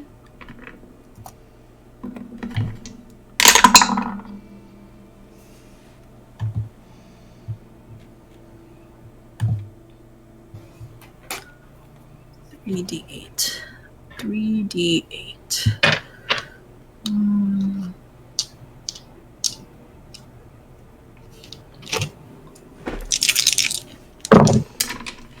Oh, gross. You gain 8 points of healing. In addition? Yeah. That's your mild table surge. Mild 26 healing. Jesus. You're talking about to everybody? No, Because just to prayer you. of healing affects everybody. Oh, well, actually, yeah. And just because that's where the magic is coming from, yeah. That's where it will go. You said 28, so 28 plus 8 is 36? No. 20... No. Okay. I added it already. 26 healing to everybody Okay. that she targeted. Got it. Ta-da-dum. Cool. So, Mare and Alonzo are kind of just staring at her like... and Mare's just like... That's hilarious. And he's just like, I am so glad that I took up your offer. I needed a good laugh. And he's just finding this amusing.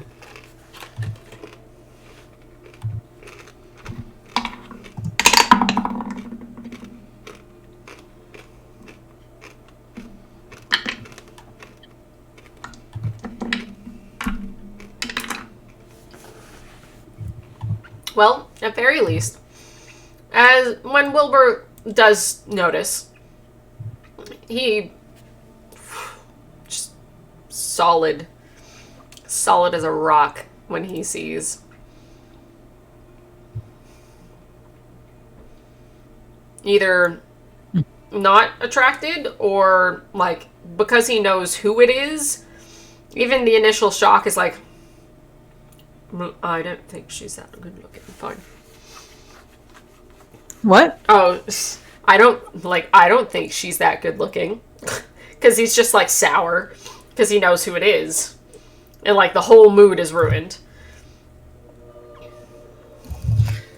Because he natural 20 okay. like his will against the sight. So he's just like, I'm fine.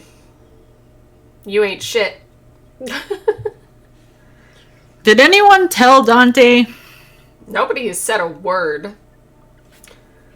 Your characters didn't say anything. You've got, like, Jarsoli, she's younger, but now you're younger than her. So you look to her for, like, the fuck are they talking about? At least, like, with your eyes, and she's just, like, even worse than she was before. She's just, like, deer in headlights at you. Because she's rolling really low when it comes to being attracted to you. So she's just like, what? What? And she reaches into her bag and just pulls out, like, a mirror. And he's just like, oh, no, god damn it! She's like, how long am I even gonna... Ah! She's like, ah! And she's just doing this as it's all delayed. So, because of the bubbles, so that's funny. So, her, like, action of, oh my god, kind of thing, her speech is delayed the entire time. Like, this isn't happening. I don't understand. Why does this keep happening? She's just blowing bubbles, and it's just, like, streams of, like, and different ones are popping, like, at the same time, and not even just, like, subsequently. It's, like, it's just a whole cacophony of, like, 21-year-old freakout. Mm-hmm. And Mare's just laughing. Yeah.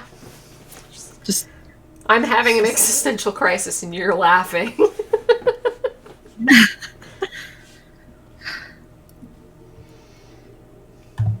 Mare's laughing so hard.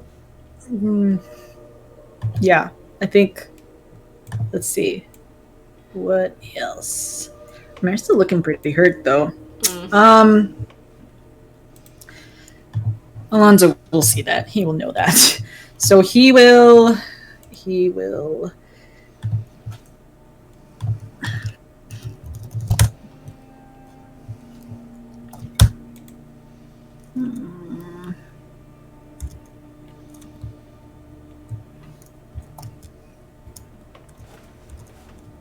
Oh my god.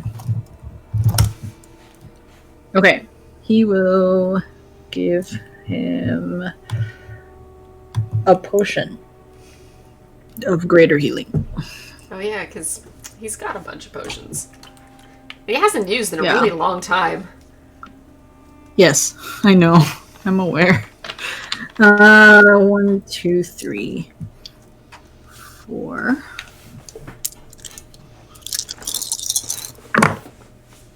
1, 2, 3, 4, 5, 6. That was not a good one. 6 plus 4, so 10.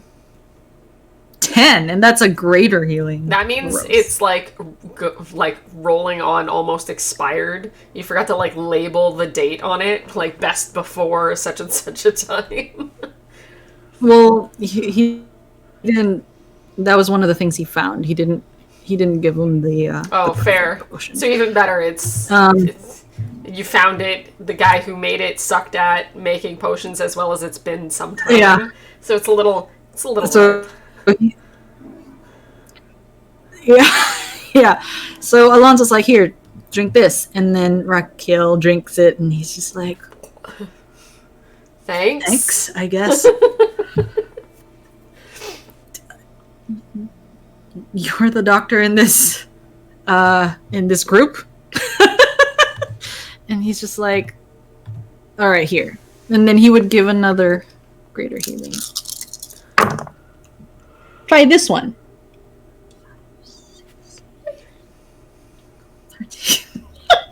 13. Did he make it himself? No. Okay. So he's just like, Mare's just like, you're giving me the cheap shit, aren't you? That's the cheap shit. Where's the good shit? Give me the good shit.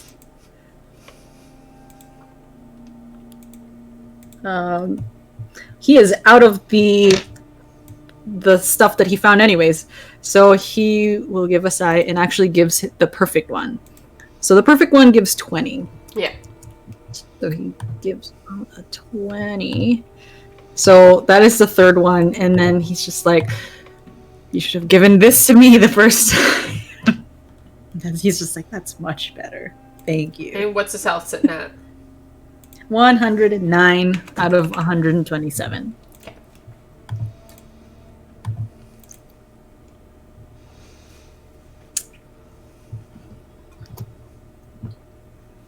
All right. Okay.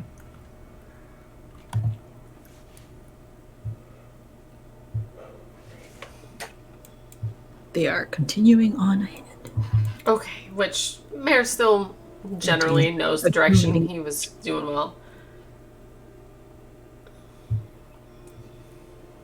So Mare's like, if I were you, Dante, I'd stop casting spells.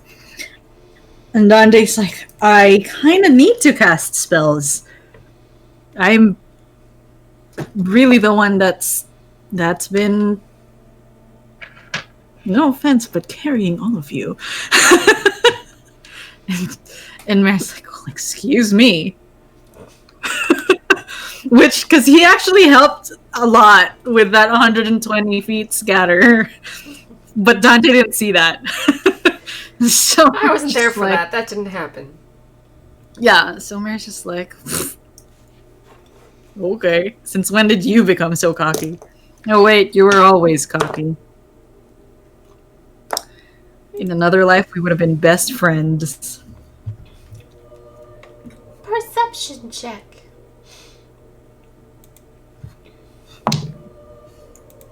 Oh, God. Dante actually got a natural 1 on his perception. Indeed. Although, Mare is with him, so Mare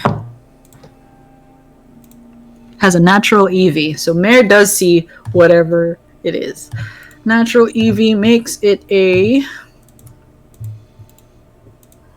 20-something. Actually, no. 20 plus 18 minus 7. 31.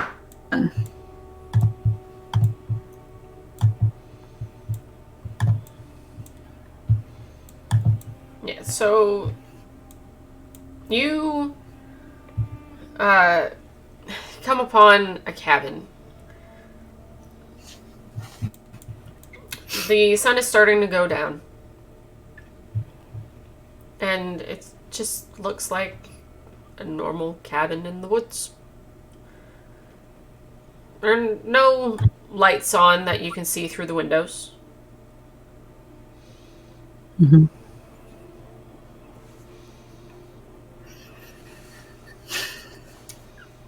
Okay.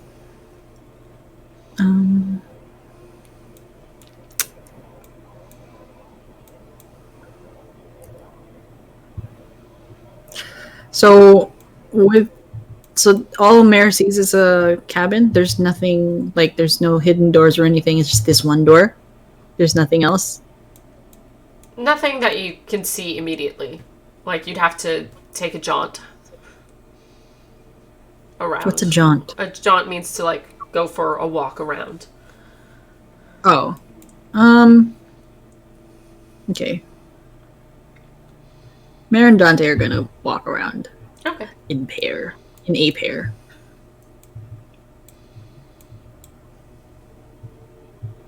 Shit, I'm frozen. Either that or you're doing something. Oh, God. So now I see it. That's weird. Okay. Let's see this door. Let's see this door.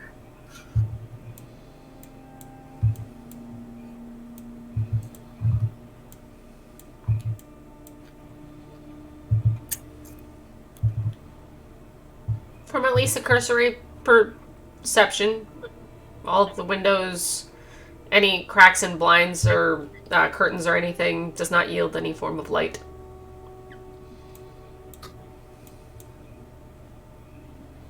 Okay. So this is the front door and then there's a back door, right? Pretty much. Okay. You did see a pathway that led towards something else towards the back, but like a separate building entirely. Wait, where? Can they move? Oh, I see. Hmm. I don't even. Why would they?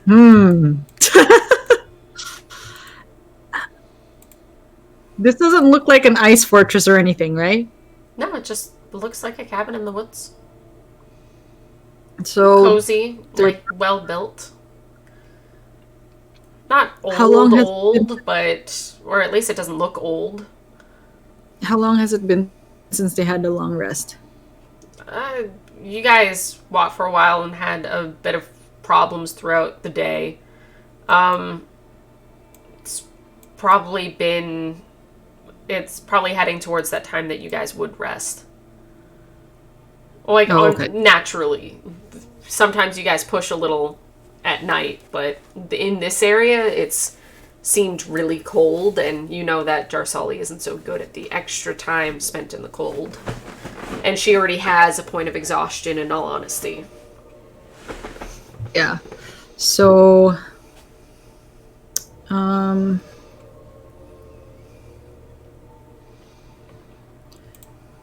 hmm.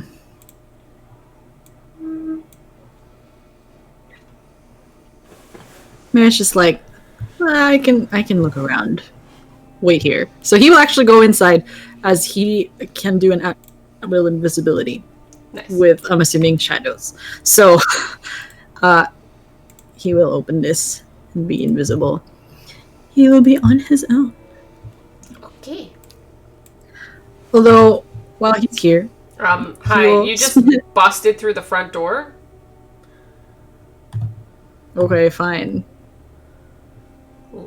Check it? You don't, like, Okay. when you come into a cabin in the woods, when you try the handle, it just lets you in? Okay. So I check it. Yeah. It's locked. Like most people's houses. Okay.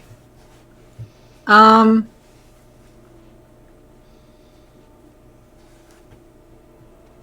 He will go to the other side and then check that one with his mage hand.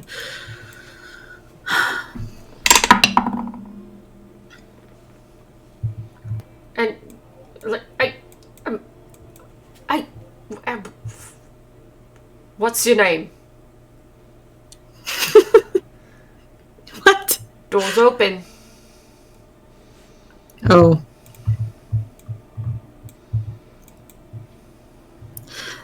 Okay, so he was about to leave and then you did that and then he's just like, good job.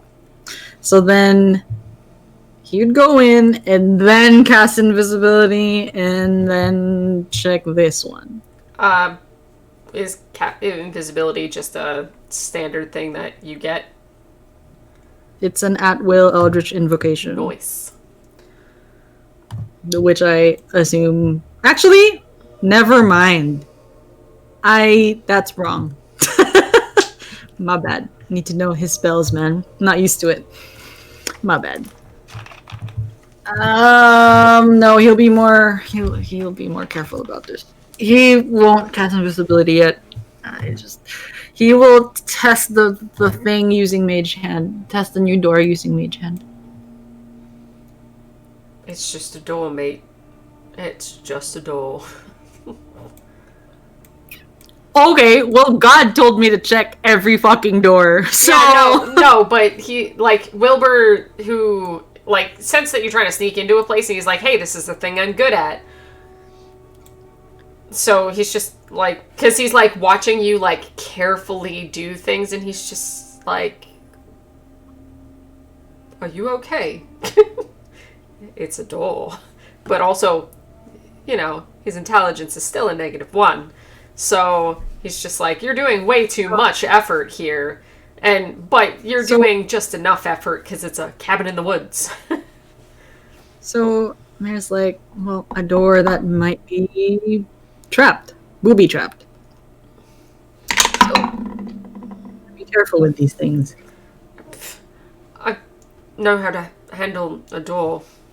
And he's just like, puts his dukes up and just like pulls out his thing and like his ring of like keys that he has that are all skeleton keyed. He just like whips it around his finger, like looks at the door hand, like the lock on the inside door of this one, and just like picks the correct one, like does a whip, whip, whip, whip, catches it, and the door just opens.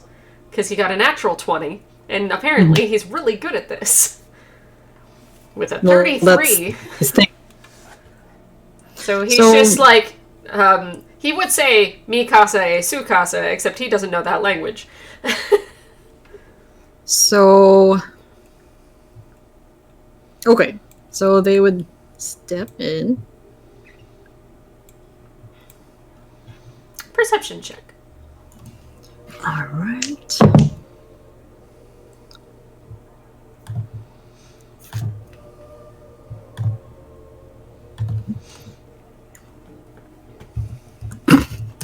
It's so funny. I'm just like, I'm gonna walk in. I open the door, and you're like, check it first, and then I check the next door, and you have another character be like, 24. I'm like, yeah, check the door to see if it's locked, and then so like, yeah, it's locked. I'm gonna go try another door. It's like to find out it's locked too. So you've got Wilbur like, if it's locked and you're trying to get in,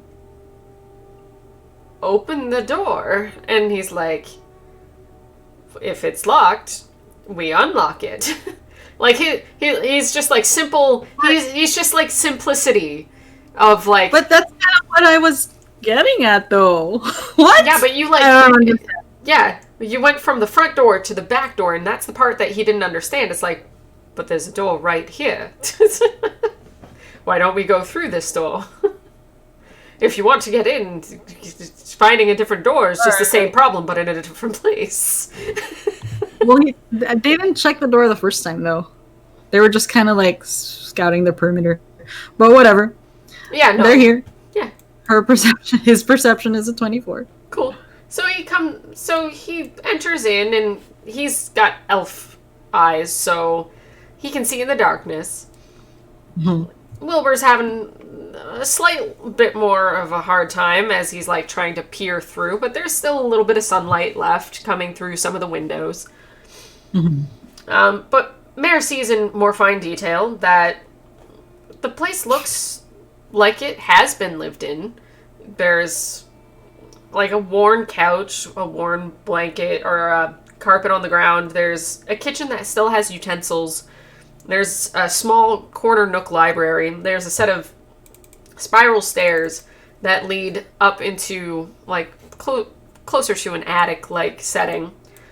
But he also like dining room table, and there's mismatched things, but there's also dust. There's some cobweb. There's like also signs that maybe nothing has lived in here too recently. Mm-hmm.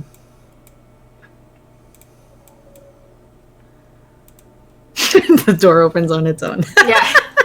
By accident. As I try to drag the thing over, and I'm like, fuck, I clicked the door.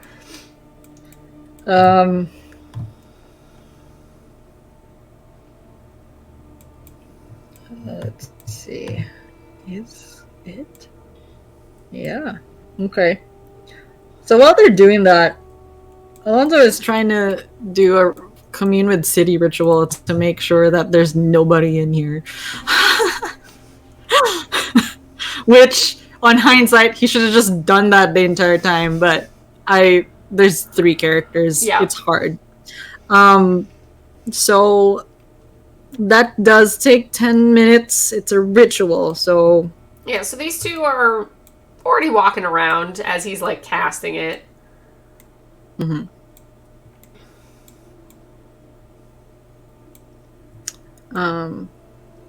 Mage Hand checks the door. Whatever that means. Alright. Don't know how long the 10 minutes is, but they look over here. They open that door. with a hand. At least from the So inside, that's it's easily unlocked. Okay. Okay, so there's no one here except for this trapdoor. Trapdoor! Trapdoor, which I don't know if it's dark in here, if Wilbur can see that trapdoor. Well, like I said, there's a couple windows in here, and some of the like setting sunlight is just coming in. And you guys, I assume you left the door open because you left the door open. So there's a bit of light coming in. Oh, well, now. Yeah, so Mare checks the trapdoor. Yeah. Okay. Mage hand again. Yes. Just like, and you see some stairs leading down. When is Alonzo thing procking? Probably right about now. Okay. Commune City. I have to review how long or how far that radius is. Let's see. It's like a mile. Really? Yeah, it was like 500 meters or something. 600 meters or something. It was either 600 meters or 6 miles. I cannot recall. Oh, it's actually only 1 minute. My bad, first of all. Well, yeah. Whatever. You briefly become one with the city and gain knowledge of the surrounding area. Above ground, Dispel gives you knowledge of the area within 1 mile of you. In sewers and other underground settings, you gain knowledge of the area within 600 feet of you. You instantly gain knowledge of up to 3 facts. So I'm going to say prevalent buildings, plants, animals, or intelligent creatures. Powerful celestials, fae, fiends, elementals, or undead. Influences from other planes of existence. All right. Well, first and foremost, you get the layout of the land. Mm-hmm. So you can see what's in the other building as well. A bath! Yeah. Nice! There's a horse, Okay. but you get the feeling that it's frozen solid. Oh. Yeah. Damn! That's harsh. Yeah. Yeah, I wanted you to, like, get a little closer and be like, oh, a horse! And then I'm like, and guess what? No, but, so Alonzo sees the house as is. He knows that the next floor up, mostly just boxes, of just things, pieces of people's lives. No people. Down in the cellar, there is frozen goods and lots of wine and whiskey. Oh no. Whose personality is he? He's currently his own. He's back to Okay. himself. Okay.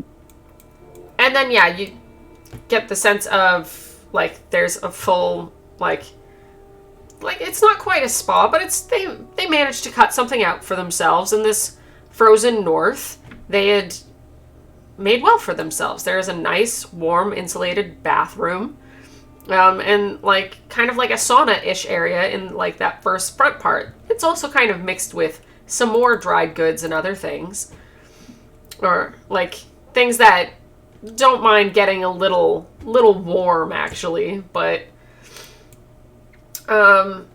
just it's a nice little area.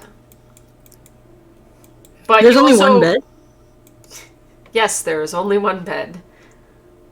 which Mare is the first to see that. In which case he will be like, dibs. Yeah, he also feels the very distinctly Fey influence of just the whole area. You can feel it as far back as that border that you crossed, and this area is way bigger than you thought it was, but at least for now and from what you sense, this area isn't populated. Okay. You can sense other things like out in the mountain range just beyond the house, but nothing immediate. Nothing overly dangerous that you can sense. Okay, so he looks to the group, which they're still outside, and he'll be like, yeah, "It's a pretty safe place. There's a place to like shower on the in the back house. There's a horse over there, but it is frozen. You said shower? You Well, said it's more shower. of a bathhouse. It looks like a bathhouse. There's a It feels bath. like a bathhouse. Yes." Okay. And then he would message because he knows where actually the location of these two people Yeah. over here of Mare and Wilbur Yeah. because so he messages them and tells them what he knows, like, all right, quit snooping around, here's what I got. And then Mare hears that and he's just like, why didn't you do that in the beginning? What what is this? And so at that point, I don't remember if Mare's actually into booze, but he will go over here. He wasn't like into. It was something that he did when he gambled. Oh, okay. So it's not really a thing for him. And also, because Alonzo didn't say anything. For gambling, it was more the performance of having a drink in hand than it was truly drinking the drink. Yeah, it's not his thing. So Alonzo would say, God, I hate it that he does this. That he would say, because they're about to open that thing, and he says like, "There's nothing in there." To like Wilbur and Mare, so like he'll say like, "Don't worry about that." So that's when just Jarsali's like, "Girls call bath first," and she goes to drag Missy, and then like sees Dante and goes,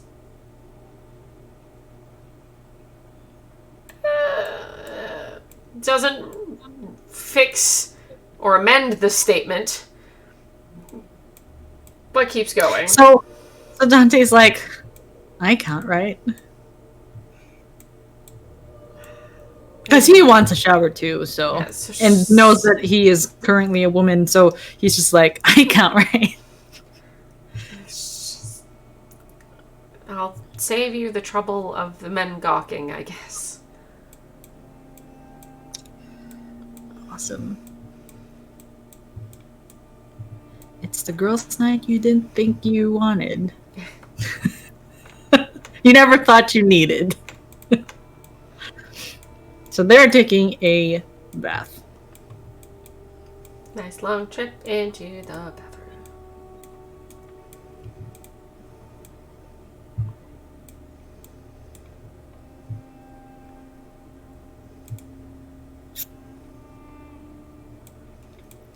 Yeah, Dante has no shame. He just disrobes. She didn't have shame before. It's just this is different. Mm-hmm. But she's glad to have Missy there. Who just like sits at the stairs because she's used to this. Jarsali usually uses this excuse a little bit for other things that she's done. Mm-hmm. Just because she does keep a ship of mostly men nowadays. So Missy has been a nice, like, girls call this, and then whatever it is, the only person who's truly getting benefit from it is Jarsali. Mm-hmm. So I'm honing in on this bath. So Yeah, same. so Dante is just like there as a college girl or whatever, and which at this And time kinda he just- realizes, as she speaks, the bubbles no longer happen. It has been 24 hours since the bubbles have been afflicted upon her. so she she would just be like, she'd heave a sigh and then notice that there's no bubbles that are coming out, and she'd be like, "Oh, thank God." That was driving me crazy. Yeah, so it does take, it's a bit of time, but Missy helps to, like, get the pump going to bring water in, and then there's like a heating element to the tub that, like, helps boil the water a bit, kind of, so that it's warm enough to be used. But it's something that the three of you can manage with no issues, especially with a Warforged with you. Yeah. So Dante would look at Dressali. Has he ever seen her in all her glory?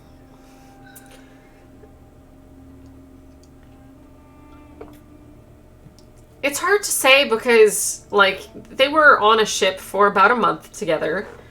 And she didn't have shame, especially with the men around. Like, there could have been mornings where she, like, forgot to, or just didn't care to fully put on a shirt or anything to, like, go get coffee from wherever the food is on the ship. Just, like, if they'd gone into port and she got lucky, she probably has walked out in, like, a blanket before, but maybe not fully as herself. Glimpses, bits and pieces, but never the full Monty. So she'd smile and be like, "You look good." And you look ridiculous. Thanks. Don't know how long this will last, but hopefully not anytime long, or not any longer. And then she kind of just, like, tries to relax. Which, surprisingly easy now that, age has de-stressed her slightly. That's true. Yeah. They're, like, at 31, there are some creaks and problems that a body gives you for no reason at all. 21, nah, you're good. You're still growing. Like, you're still doing things. Like, your body's still reaching perfection. Fucking Dante. God. So she's just like, I forgot how being 21 actually feels like. This is amazing. You've never been like this, so hopefully nothing too bad happens to you while you're like this. Well, I feel great.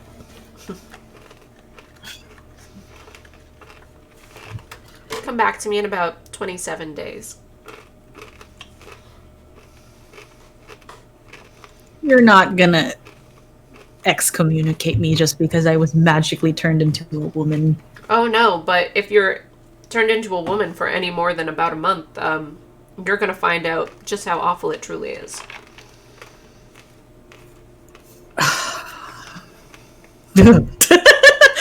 he just like tries to figure that out and just like, oh God. I don't even want to think about that. You're such a man.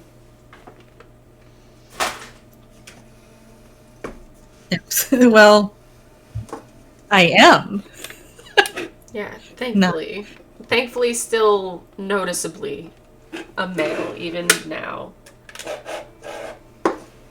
Yeah, like, her body language is still very, like... Very dude. Like, arms just propped, just, like, legs splayed, because that's, like, how you do. Yeah. So... Yeah, I don't know what else he was gonna say, but,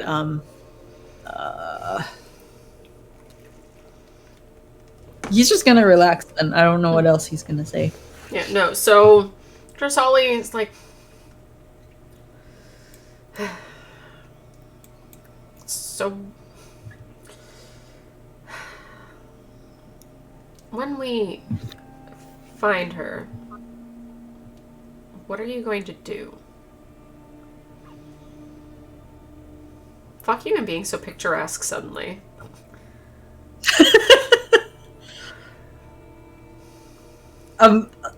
This is what Jarsali sees with Yeah. female Dante. Legitimately. Just, like some kind of weird setting sun in the window fucking like filter thing happening. It's ridiculous. So she'd be like, I don't know.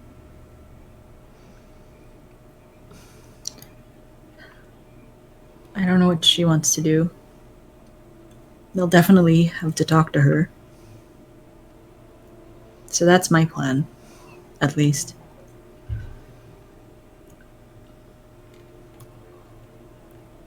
And your game plan. There's one of two options as to what's going to happen. What's your game plan? What do you want the answer to be?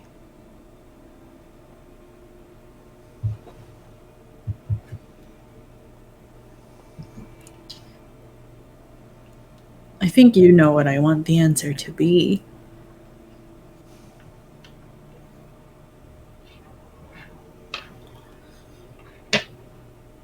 But if that's not what she wants, I'm fine with it too.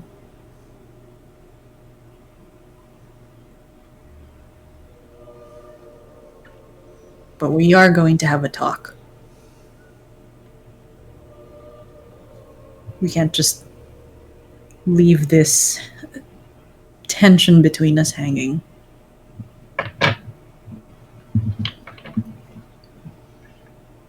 Not anymore.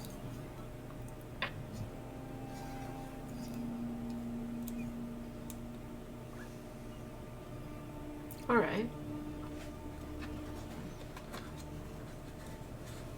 What? Nothing. What?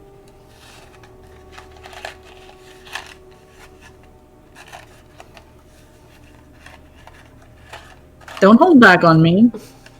We've been as open as Your fucking We've always- legs. Yeah, I know.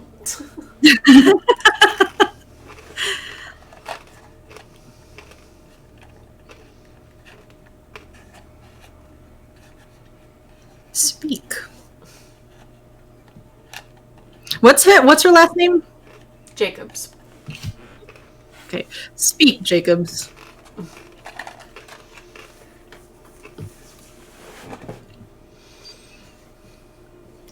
I just don't want you to get hurt.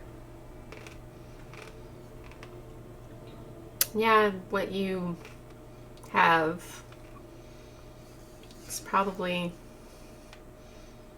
hot, violent, amazing.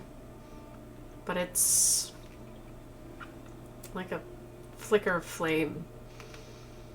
I saw it, Zach. Anyways, do you see what? Yeah. So Dante's like gonna lean a bit closer and like, cause he's doing this right. I was like waiting for him to like T-pose or something, and just behind you, just like fucking. No. Ah, Oh God. We are. No, this is just embarrassing. you're disgustingly cute. What would you say? Traveling through space. Stop. It's like We're Star Wars. recording. Thank you for the drink. Do you have a coaster? No, I will get you. I will keep this in. Actually, I'll put it on top of my phone. Because that's better. Okay. I refuse to mark the wood, but let's ruin our phone. It's gonna be fine. I'm gonna wait until. Yeah. Oh, Thank fine. I'm gonna take your time. Hey. Thank you. Bye. So. Wow, he locked me out. So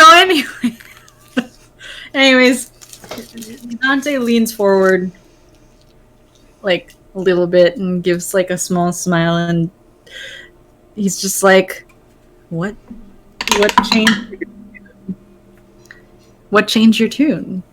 I mean, when this started happening, you were all for this, and now look at you, concerned for me, concerned for my well-being, concerned I'm gonna get hurt.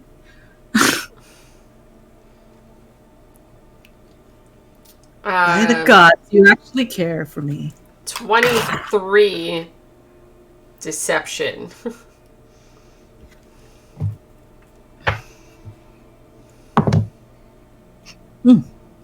Insight, right? Yeah. Oh, wait. 29. Wait. I'm reading the wrong person's bullshit. Correction. A lot more. I was looking at Wilbur like an idiot. 29. Yeah, no, I apologize. That is a 17 plus 16. That's 23, yes? No, 30-something. 33. Fuck, I can math. No, don't trust me with anything. Yeah, so Yeah. Dante doesn't see anything, but that's what she says. That's what they say. Mm-hmm. I shift their pronouns like left and right. Yeah. Whatever. It's because of magic. Anyways. Yeah. Mm-hmm. So the last thing she said was, I have an invested interest in you. That's all. You didn't before? Ow. That hurts. Right here. Shut up.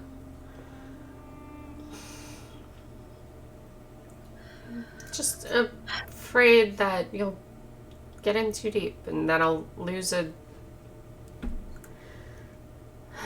good crew member. That's touching. That really is.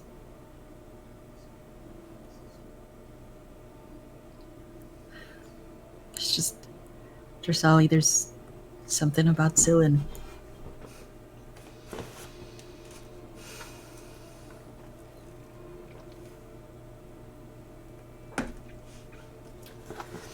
Well, hopefully you turn back into yourself soon, or you might have more trouble in that relationship than you already have.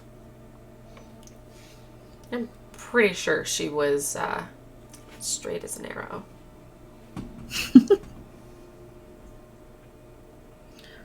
Well, if I stay this way, it'll be easier for at least them. And he kind of like cocks his head to like gesture towards where the rest of the team are, which is basically trying to gesture towards Alonzo. And Dante shrugs and says, like, maybe that's what I'm meant to be. I don't know. Perception check. Or insight. Perception. Okay. Man, he is rolling really bad today. He's just tired. He's been casting spells like crazy. 23. He catches something. Just. She rolled low this time. At the sheer thought of, like, stay this way. Like, wait, that's, like, you're almost thinking this is a good thing? So he just sees, like, the slow gulp and the quick once over before she, like, tries to turn away.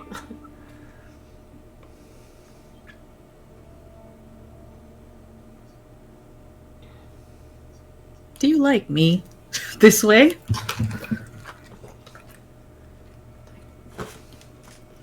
As if I could barely stand you. What did she say? As if I could barely stand you. Like, she doesn't know what she's like, I could...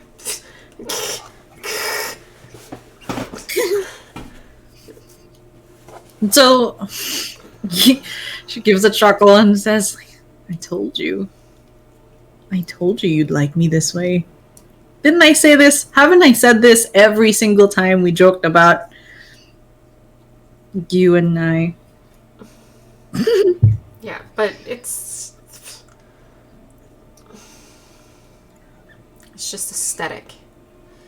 I still can't stand you. Mm. Yeah, it is a spell, so eventually I will turn back. And joking aside, I do prefer being male. So hopefully this ends very soon. I couldn't agree more. It just makes looking at you more annoying.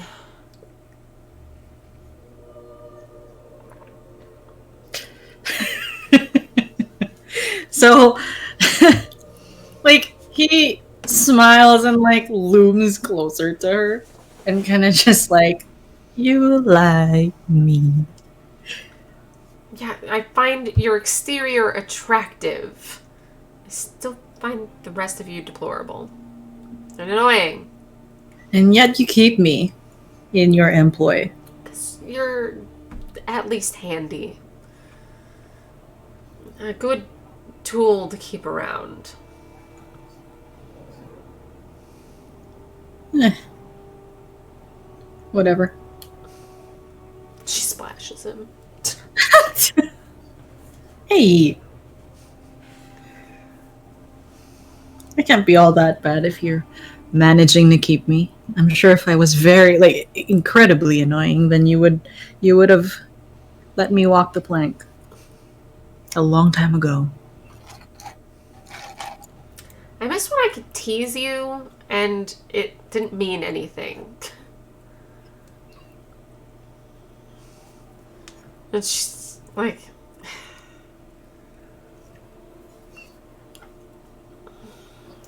I feel like I can't be myself.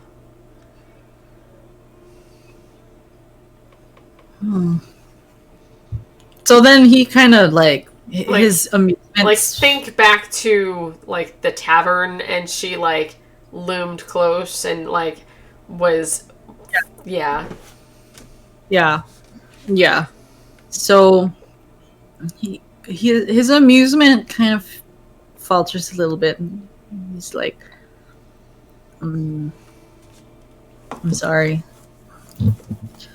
And then he would like lean back and kind of just like he would rise and just says like he's trying to get out and he'd be like, I'll leave you alone.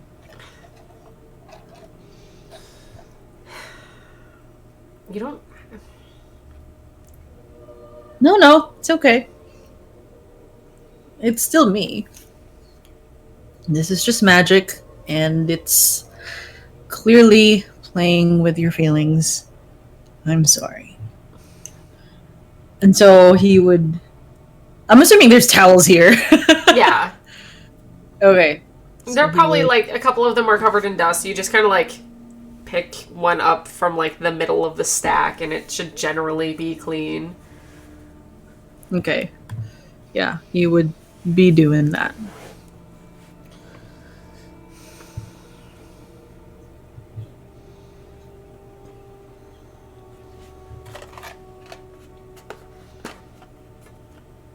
So if nothing else happens, No, he will... she's going to... Just, you have to give my brain a second. Okay. That's why I said if. Basically, yeah, so if stop not- moving him. Poor Missy is just like trying. over here. He's drying himself. If anything, she wouldn't be in the warm room. She'd be in the dry room. So, just sitting over here. Poor Missy. And she just... Like, it's a big tub. It's meant for, like, a couple people kind of thing. Or at least one person being very comfortable. So she just, like, swims over to the edge and, like, leans against it and just...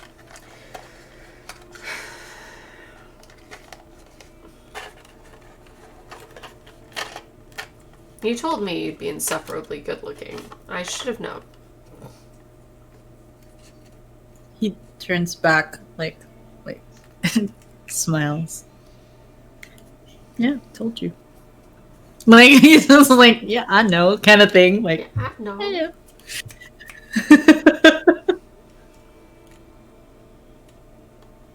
I can't wait to have you back the way you are. Because, thorn on my side or not,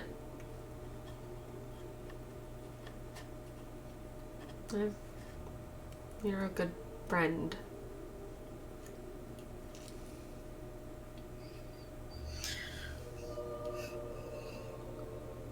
I can't wait to be back to normal, too.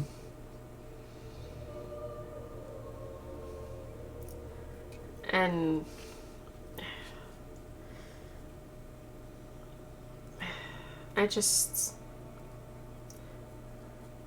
I'm afraid for you. It's at this point where he's already, like, he covered himself Yeah. up with the towel. And so he would turn back to her and... Yeah, I kinda am, too.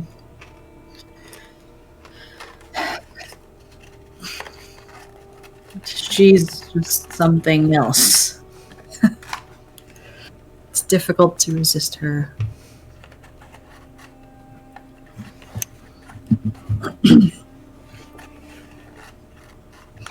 I don't... If it comes down to it,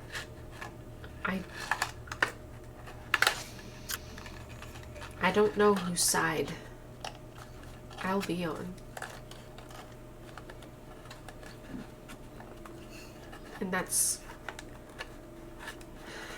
something I don't say lightly. I've thought about it. I've put it through my head.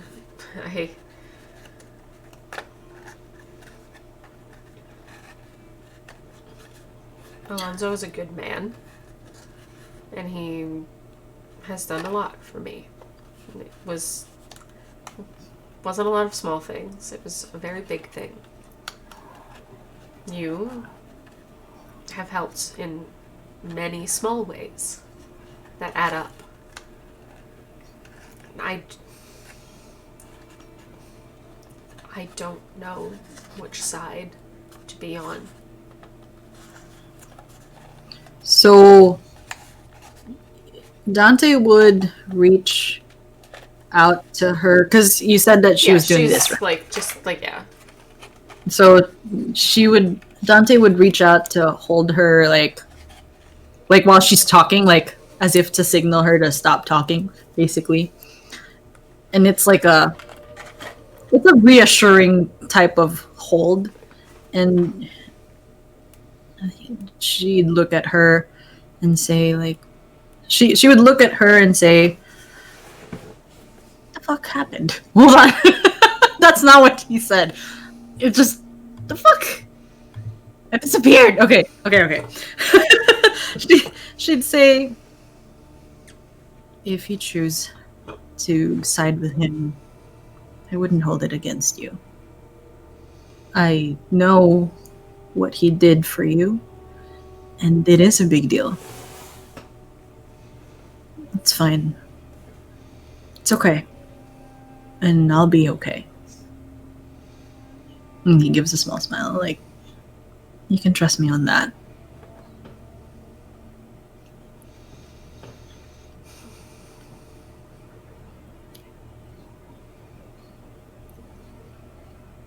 Okay. Thank you for caring anyway. It's limited time only, so use it while you got it. Yeah, okay. He would give her hand like a small friendly squeeze and then like stand up and walk towards the door.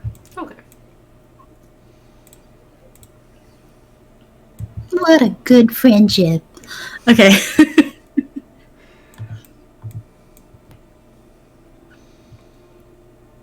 In other news, Mayor's getting comfortable over there. He would actually spend 1 minute to entreat his patron, which basically gives him back all his packed slots and everything. Actually, just packed slots. Like it matters, but he really is just using it to talk to Nehru, to talk to the Raven Queen. So he's got his little raven out on the bed or something. Hmm?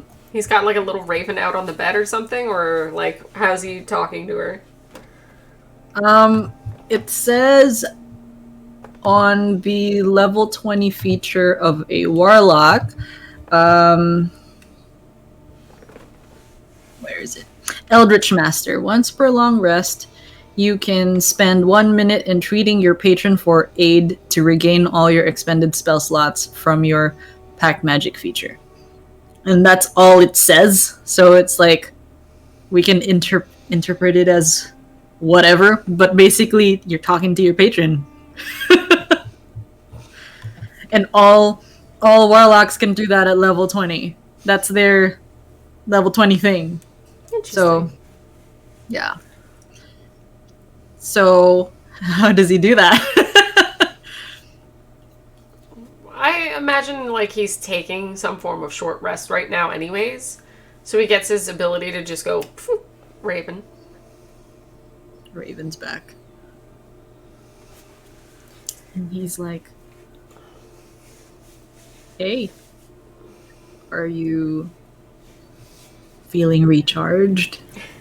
You mentioned that a lot of power was taken out from you. It's not easy breaking into someone else's domain.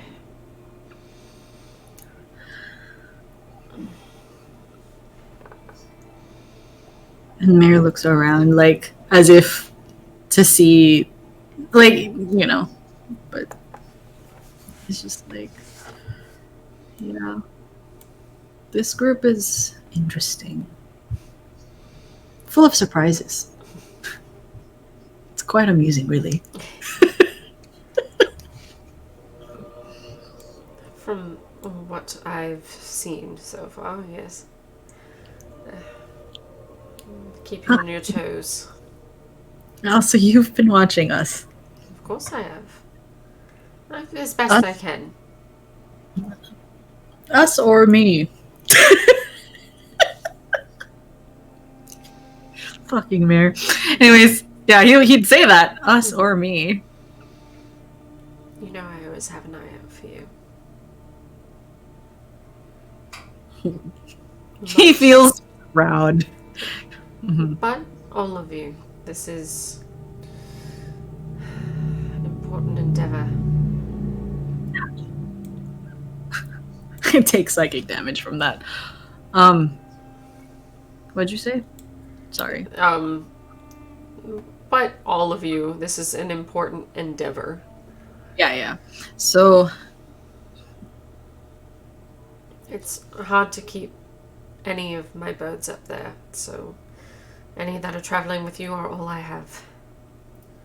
So I cannot see the girl. I cannot find her.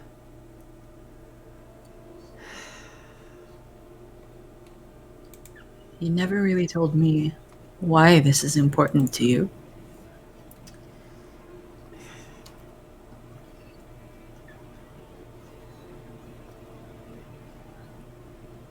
It was something I was tasked with a long time ago, and I took someone up on something they needed from me because I thought it would benefit me. You're talking about her name's Cylin?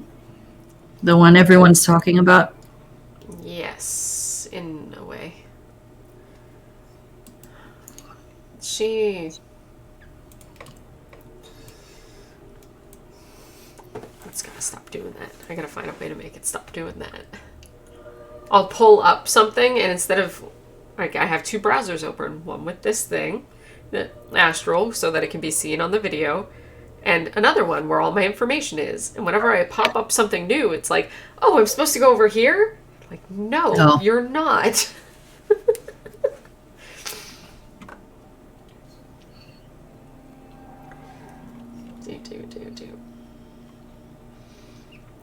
She wasn't always known as that, and she doesn't know it herself.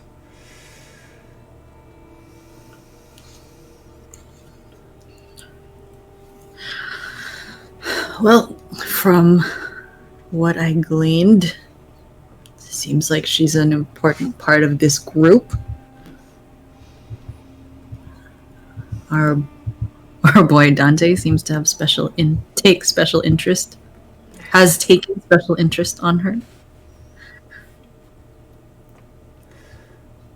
I know. That was to be expected. What do you mean? If it had been you, I would have lost you. She is someone to behold.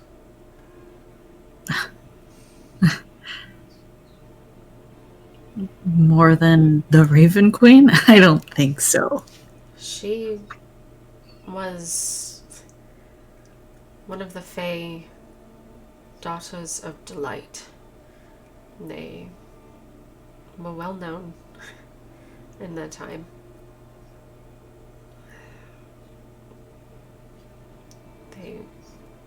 Sirens sing of pure heart and light and happiness and all the joy in the world. And men would just fall at their feet.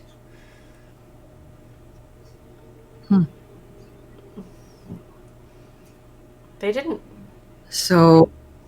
Sorry, they usually didn't show anyone interest. They usually lived for themselves. You're calling more attention to it by moving. Sorry. You need to get one of those green screens behind you. But one fell in love, and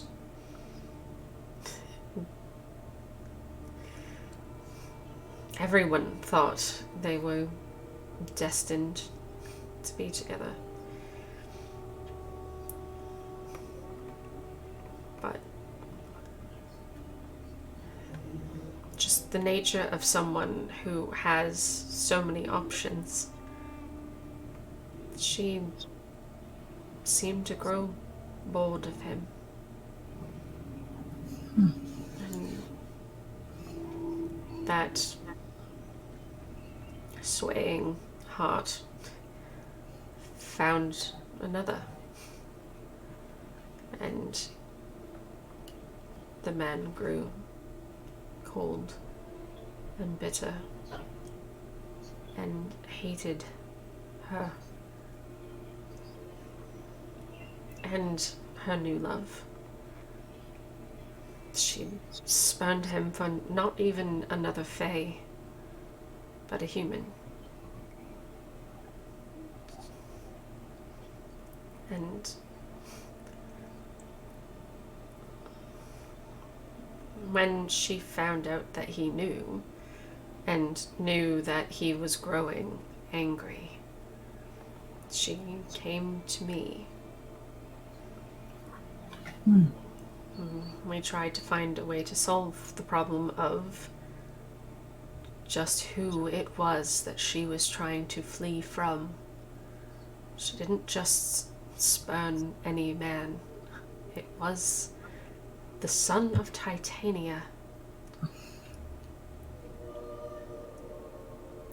He was a man of great power. He was the Sun Prince. That is far too much power for any one individual.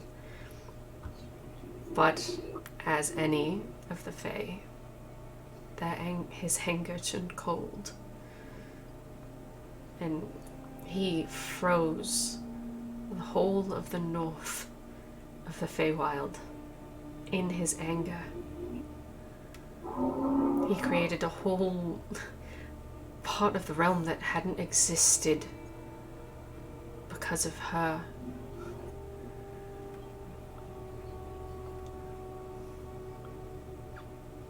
That kind of power is hard to avoid. But I found a way to help her. I sent her and her love through time. Okay. She doesn't remember because certain magics are tricky, especially when you've never tried them before. But reincarnation is at least something I am capable of melding to my will. Mm-hmm. I deal with the dead and where they go. I can bring spirits back if I so choose. As long as they've lived and died correctly and repented. If they choose to live, then I can help them live again. There are just drawbacks, like not remembering. So we need to find this lover of hers then. To do what exactly?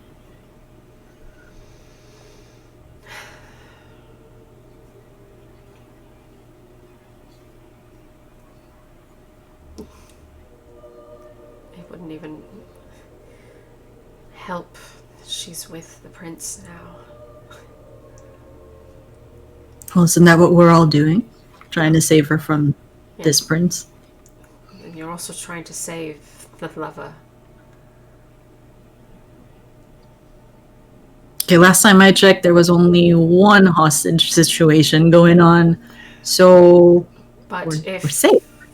The prince finds him, he will surely die.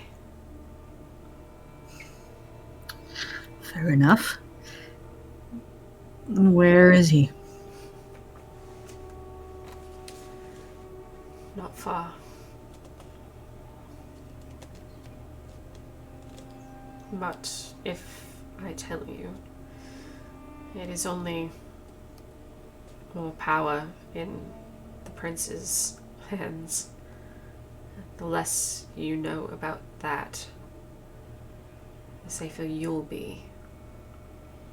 He can glean it if he needs to.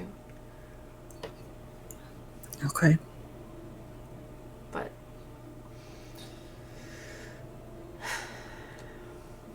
he is safe for now. Okay. So how exactly are we gonna go up against the son of Titania? I highly doubt we can destroy him. I don't want to anger a fake queen.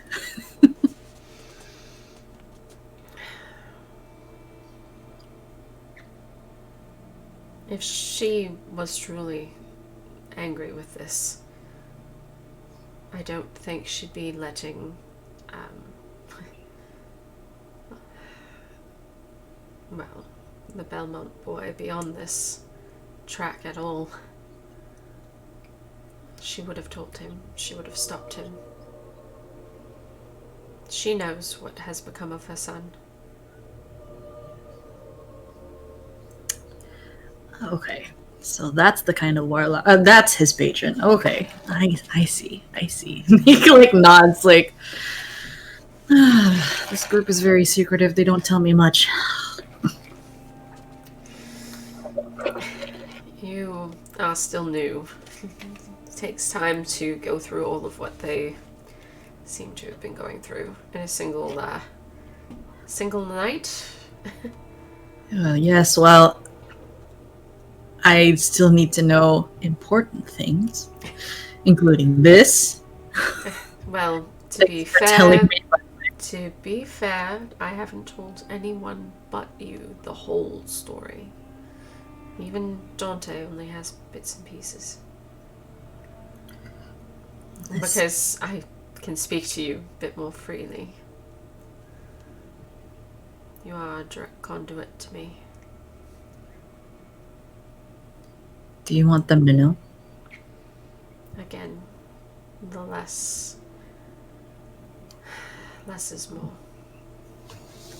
Then they'll be left in the dark. I can assure you that. You know darkness best.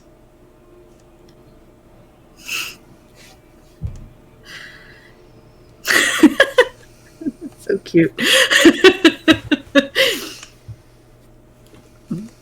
And so he smiles and he's just like, "So how are things in Shadowfell?" Dark and dreary as ever, without me. You know there's only sunlight down here when you're here. I know. I miss you terribly. All right, so they're done. They're just gonna be flirting. Yeah, literally. Yeah. This is why Oh he's the way God. he is, because he has literally a goddess that just flirts with him all the time. Yeah. It makes so much sense. He's like, I literally make Shadowfell have sunlight. Like, he is just, he's so arrogant. Oh my God. But yeah, so he's canoodling with his raven. Alonzo is here, probably with Wilbur, because this is a table, so they Yeah, are Wilbur doing. is preparing what he can with what they've got.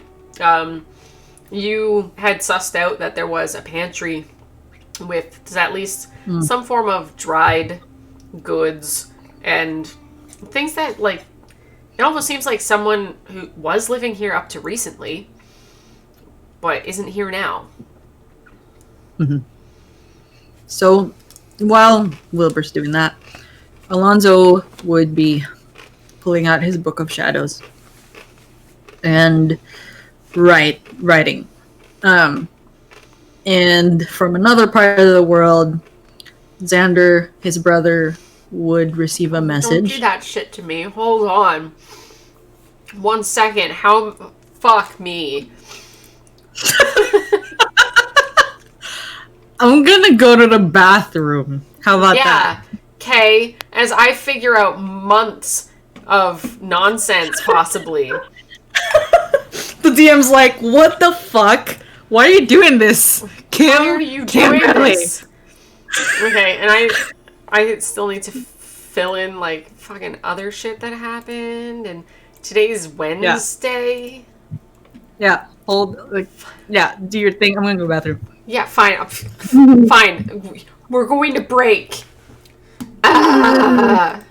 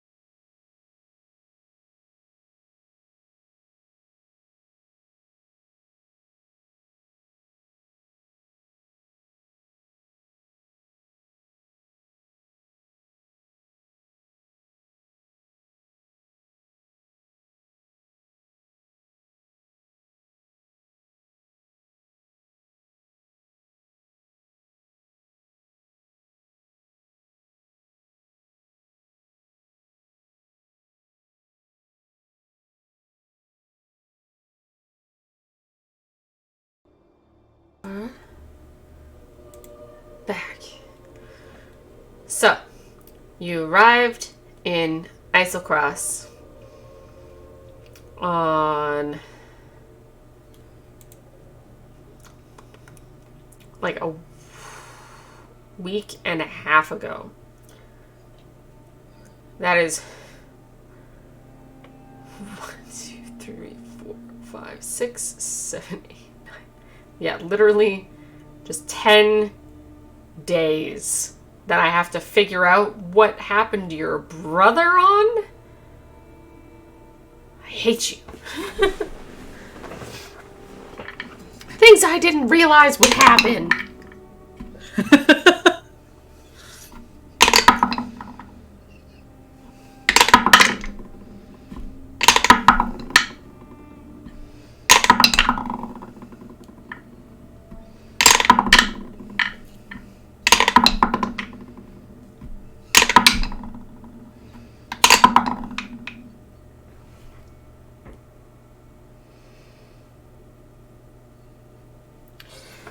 Okay.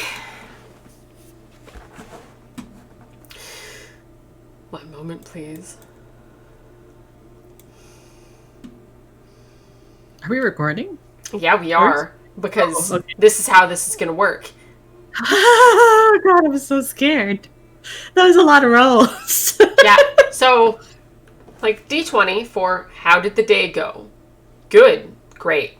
Amazing. Whatever it was that they were working towards went really well that day. Okay, good, great. Not so great. No. No. No. And it just kept getting worse near the end. So now I have to figure out who all's with them. Because let's go with that. Frankly, Okay. that makes sense. Yeah.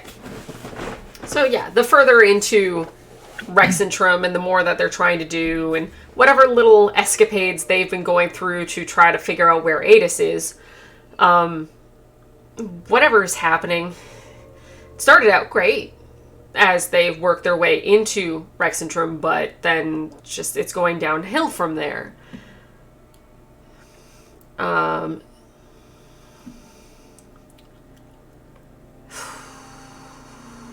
Who is there? That is my question. Because we got like Jarsali's friends. I can tell you who's there.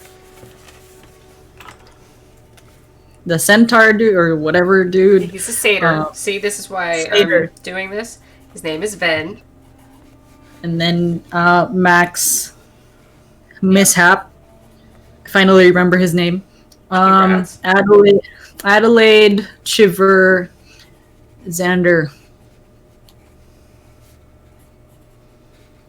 But it's also been 10 days, and there's a question as to whether or not Theo would try to send help. Okay.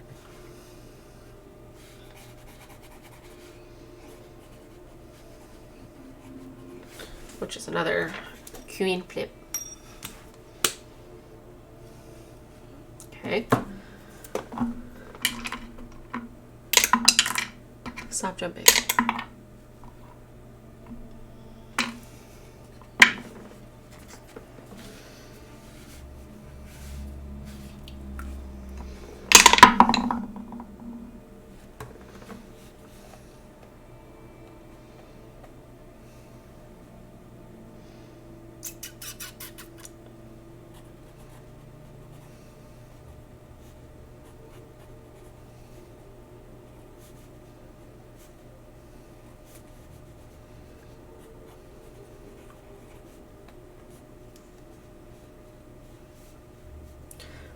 Can you roll a d8 for me? 7.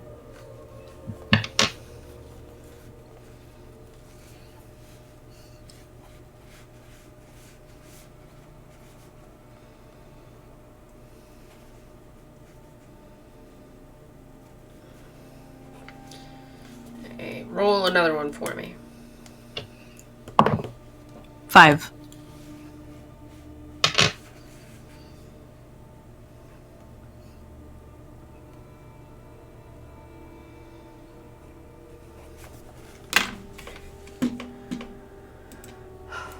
Sorry that this part's boring, but it's important. Actually, it's pretty tense. At least it's tense to me. It's tense to me because this is... I know what's happening.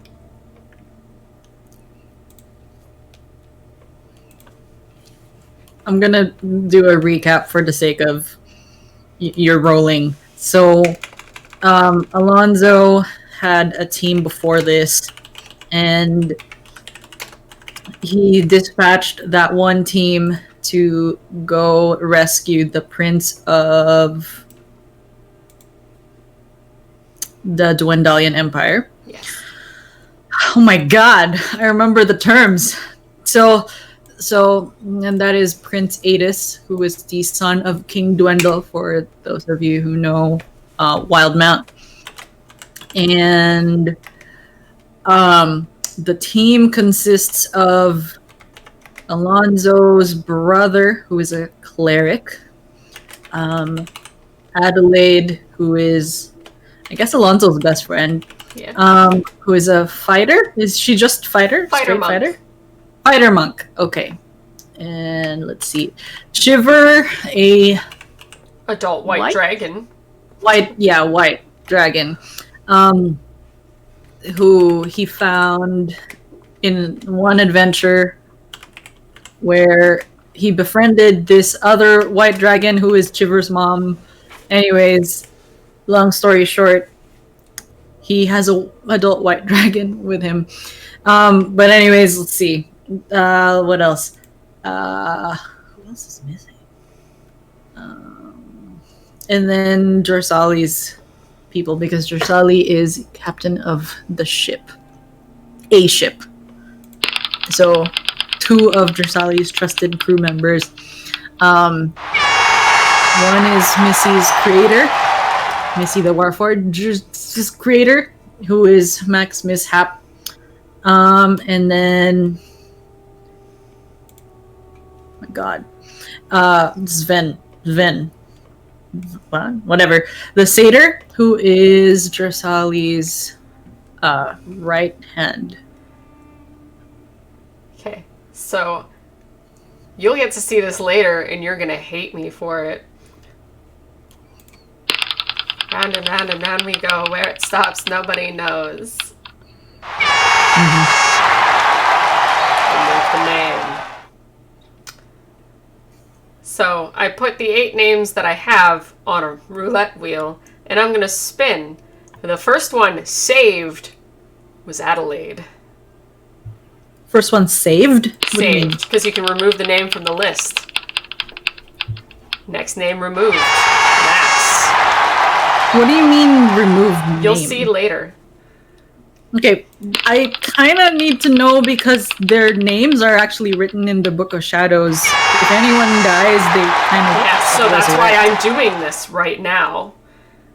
Oh, okay. You're telling me to remove the name from the Book of Shadows? I will let you know in a minute. Okay.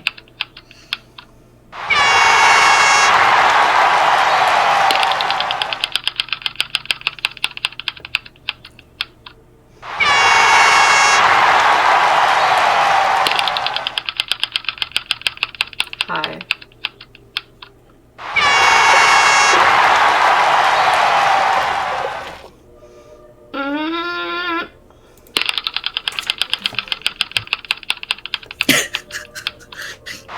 You're the only one who's feeling the tension right now. I know!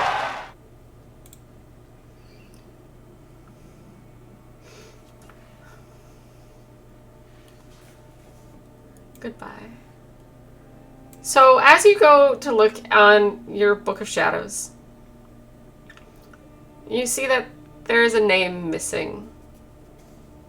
I'm pretty sure this person at least signed, if like at least the once. And it's like you don't even realize whose it is at first. You're just like, there's a name missing.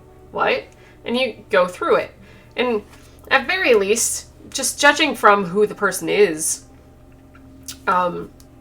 it's hard to believe. It's shocking. Like, wait, why is this name missing? What happened? Did something go wrong? Like the last time when Cillian's name went missing and she didn't actually die or anything. As you can't find Shiver's name.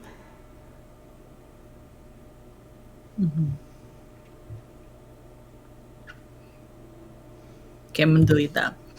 So, is that the only prompt you're gonna give me? Yeah. Okay. So, I write to my brother, Xander. For those of you who are watching, it is Far Scribe. That is a Eldritch Invocation by Pact of the Tome. Basically an at-will sending. So he writes,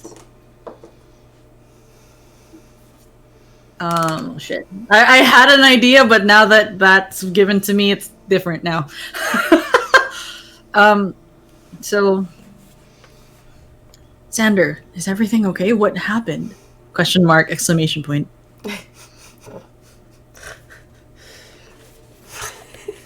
Question mark, exclamation point. So he hears like a very loud monotone Alonzo. Sorry, to me that's funny because depending on how you write it in the book is how he hears it in his head. Well, the handwriting is rushed, so it's panicked. So the sound should be panicked because he wrote it like quickly. So,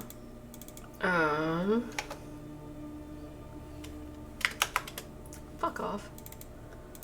Let me write in you. I guess I'll do that. Foo, foo, foo, foo, foo.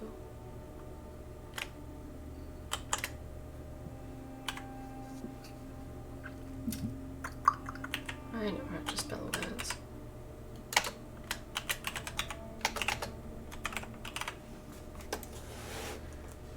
So, you would see written across, like, it's very, just as yours is, very quick, and panicked. Like, just a very quick, like, I'm sorry, we can't talk right now. Like, there's too much happening right now. Call me, like later kind of thing.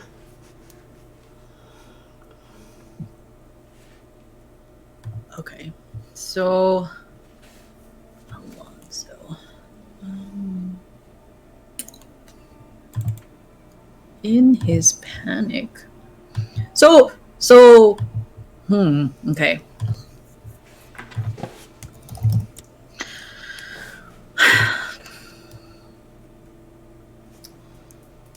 In his panic, he would scry his brother. But this would take a while.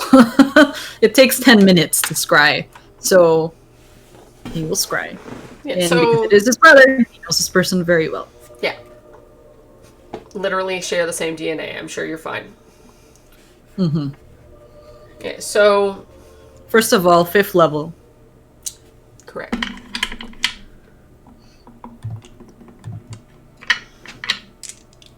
Well, it's a ritual, right? No. Oh, well, fuck that then. I don't think so. If it says... Oh, it's just casting time is 10 minutes. Yeah, okay. Because sometimes it's rituals and nonsense. Okay. I don't know what that means. I don't know if a 10-minute casting time automatically means ritual. I have no idea. No, it would say, like, R on it. Okay. Depending on where you're looking and where you're doing your nonsense.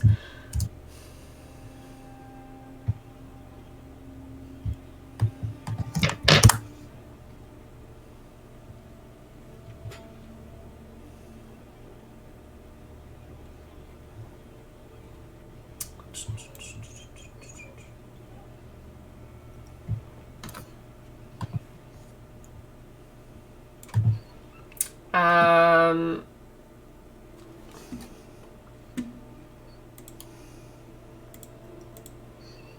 one moment, please.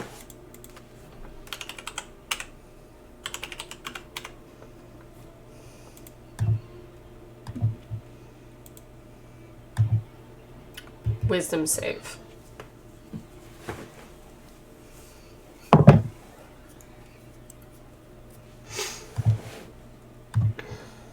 You should be fine. It's a wisdom save.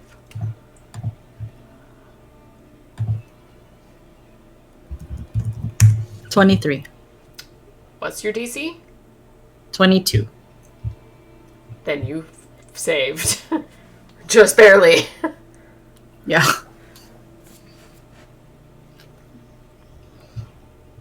Whatever it was, like you felt it, but then you pushed through, so it didn't happen. Mm-hmm. So, okay. So then, scrying. Yes. Yeah, you managed to push through, not becoming a sheep.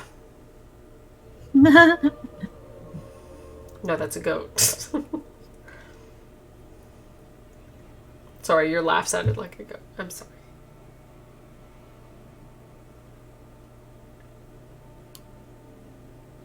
So,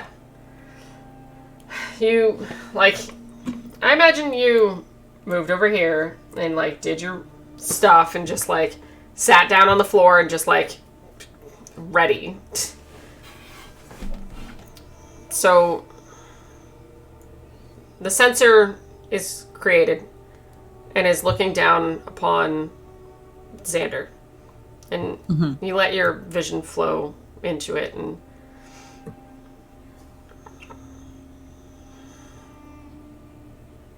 what you see around him is desolation. You see him, like, standing behind a rubbled building. And you see, like, a couple of your other friends, like, marked, like, singed. Some of, like, you see, like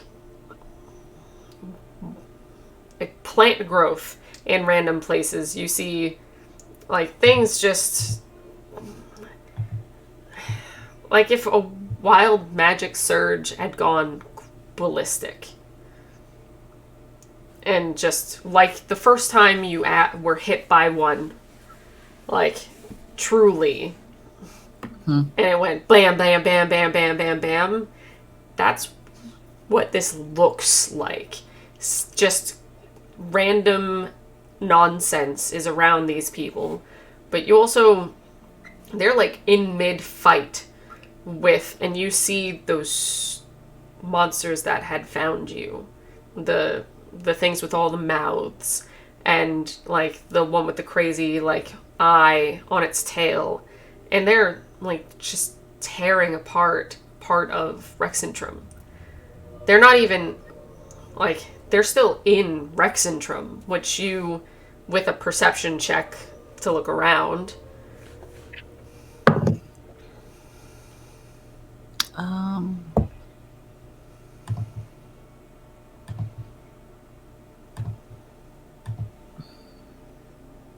20.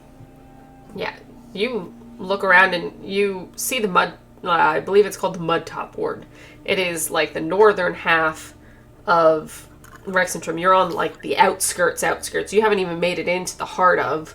And as you look around, you do see that floating island that is Aor. Not fully intact, but you see, like, the jagged parts of buildings that are, like, crumbling off and falling as it's hovered there. But something had managed to lift it up and send it to Rexentrum. And you see, like, a bubble dome over it. And ropes trying to, like, lead from it to land. But it is hovered straight over the castle. And as you look around, you do see a white dragon. Not as big as it once was. Felled and not moving.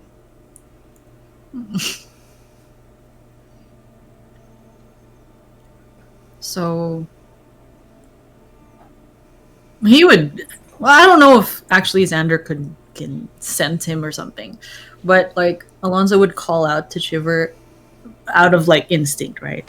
So he tried to call out to him. His heart just sinks seeing that, and just like Shiver or whatever. Like he's just in panic right now, and like is crying right here where he is. Just, Alonzo, what's wrong? And he's just like, he can't, he's beside himself, and he's just like, no, this is not supposed to happen, blah, blah, blah. Like, he is not okay.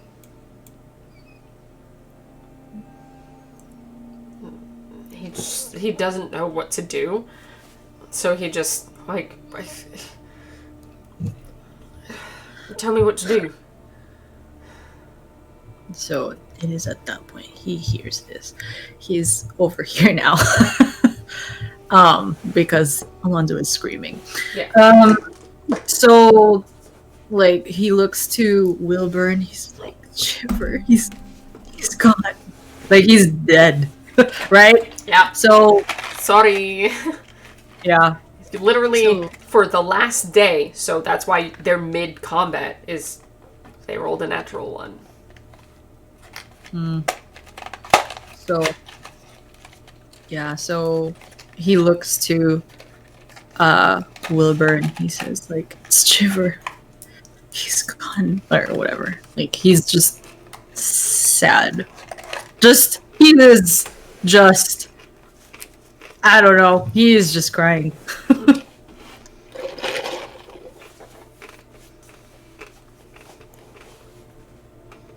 And it's just, I swore to protect him. I'm not there for him, not there with him. I should have been there with him.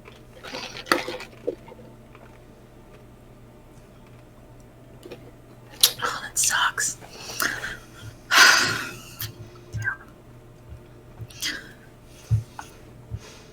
It's actually a good place to end it. Good episode. It is. Shit.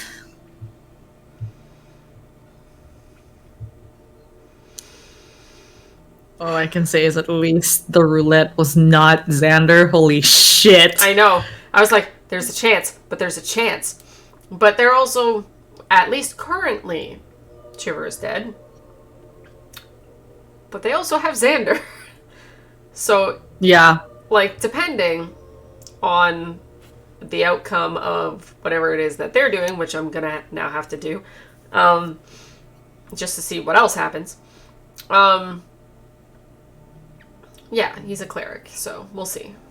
Mm-hmm. But at least it did create some turmoil for what's happening with Alonzo. Yeah. Shit. Man, I wanted to play more, but this is a good time to stop. It's a good time to stop.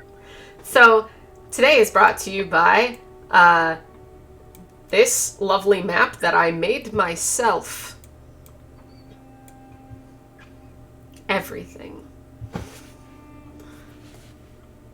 I worked hard on it. Look more impressed. I don't know what you're talking about. Are you talking about this cabin? This whole cabin area. I made it piece by piece, wall by wall, floor by floor, item by item. Oh, nice. Yes. I created the landscape, the everything. And if I could remember what the stupid thing is called that I used to do it with, I would tell you. It's Dungeon Draft. Oh, not Dungeon Fog? Nope, Dungeon Draft. Nice. It is very nice. And it was easy to use, and I loved the heck out of it. So nice. Anyways. Good night, everybody.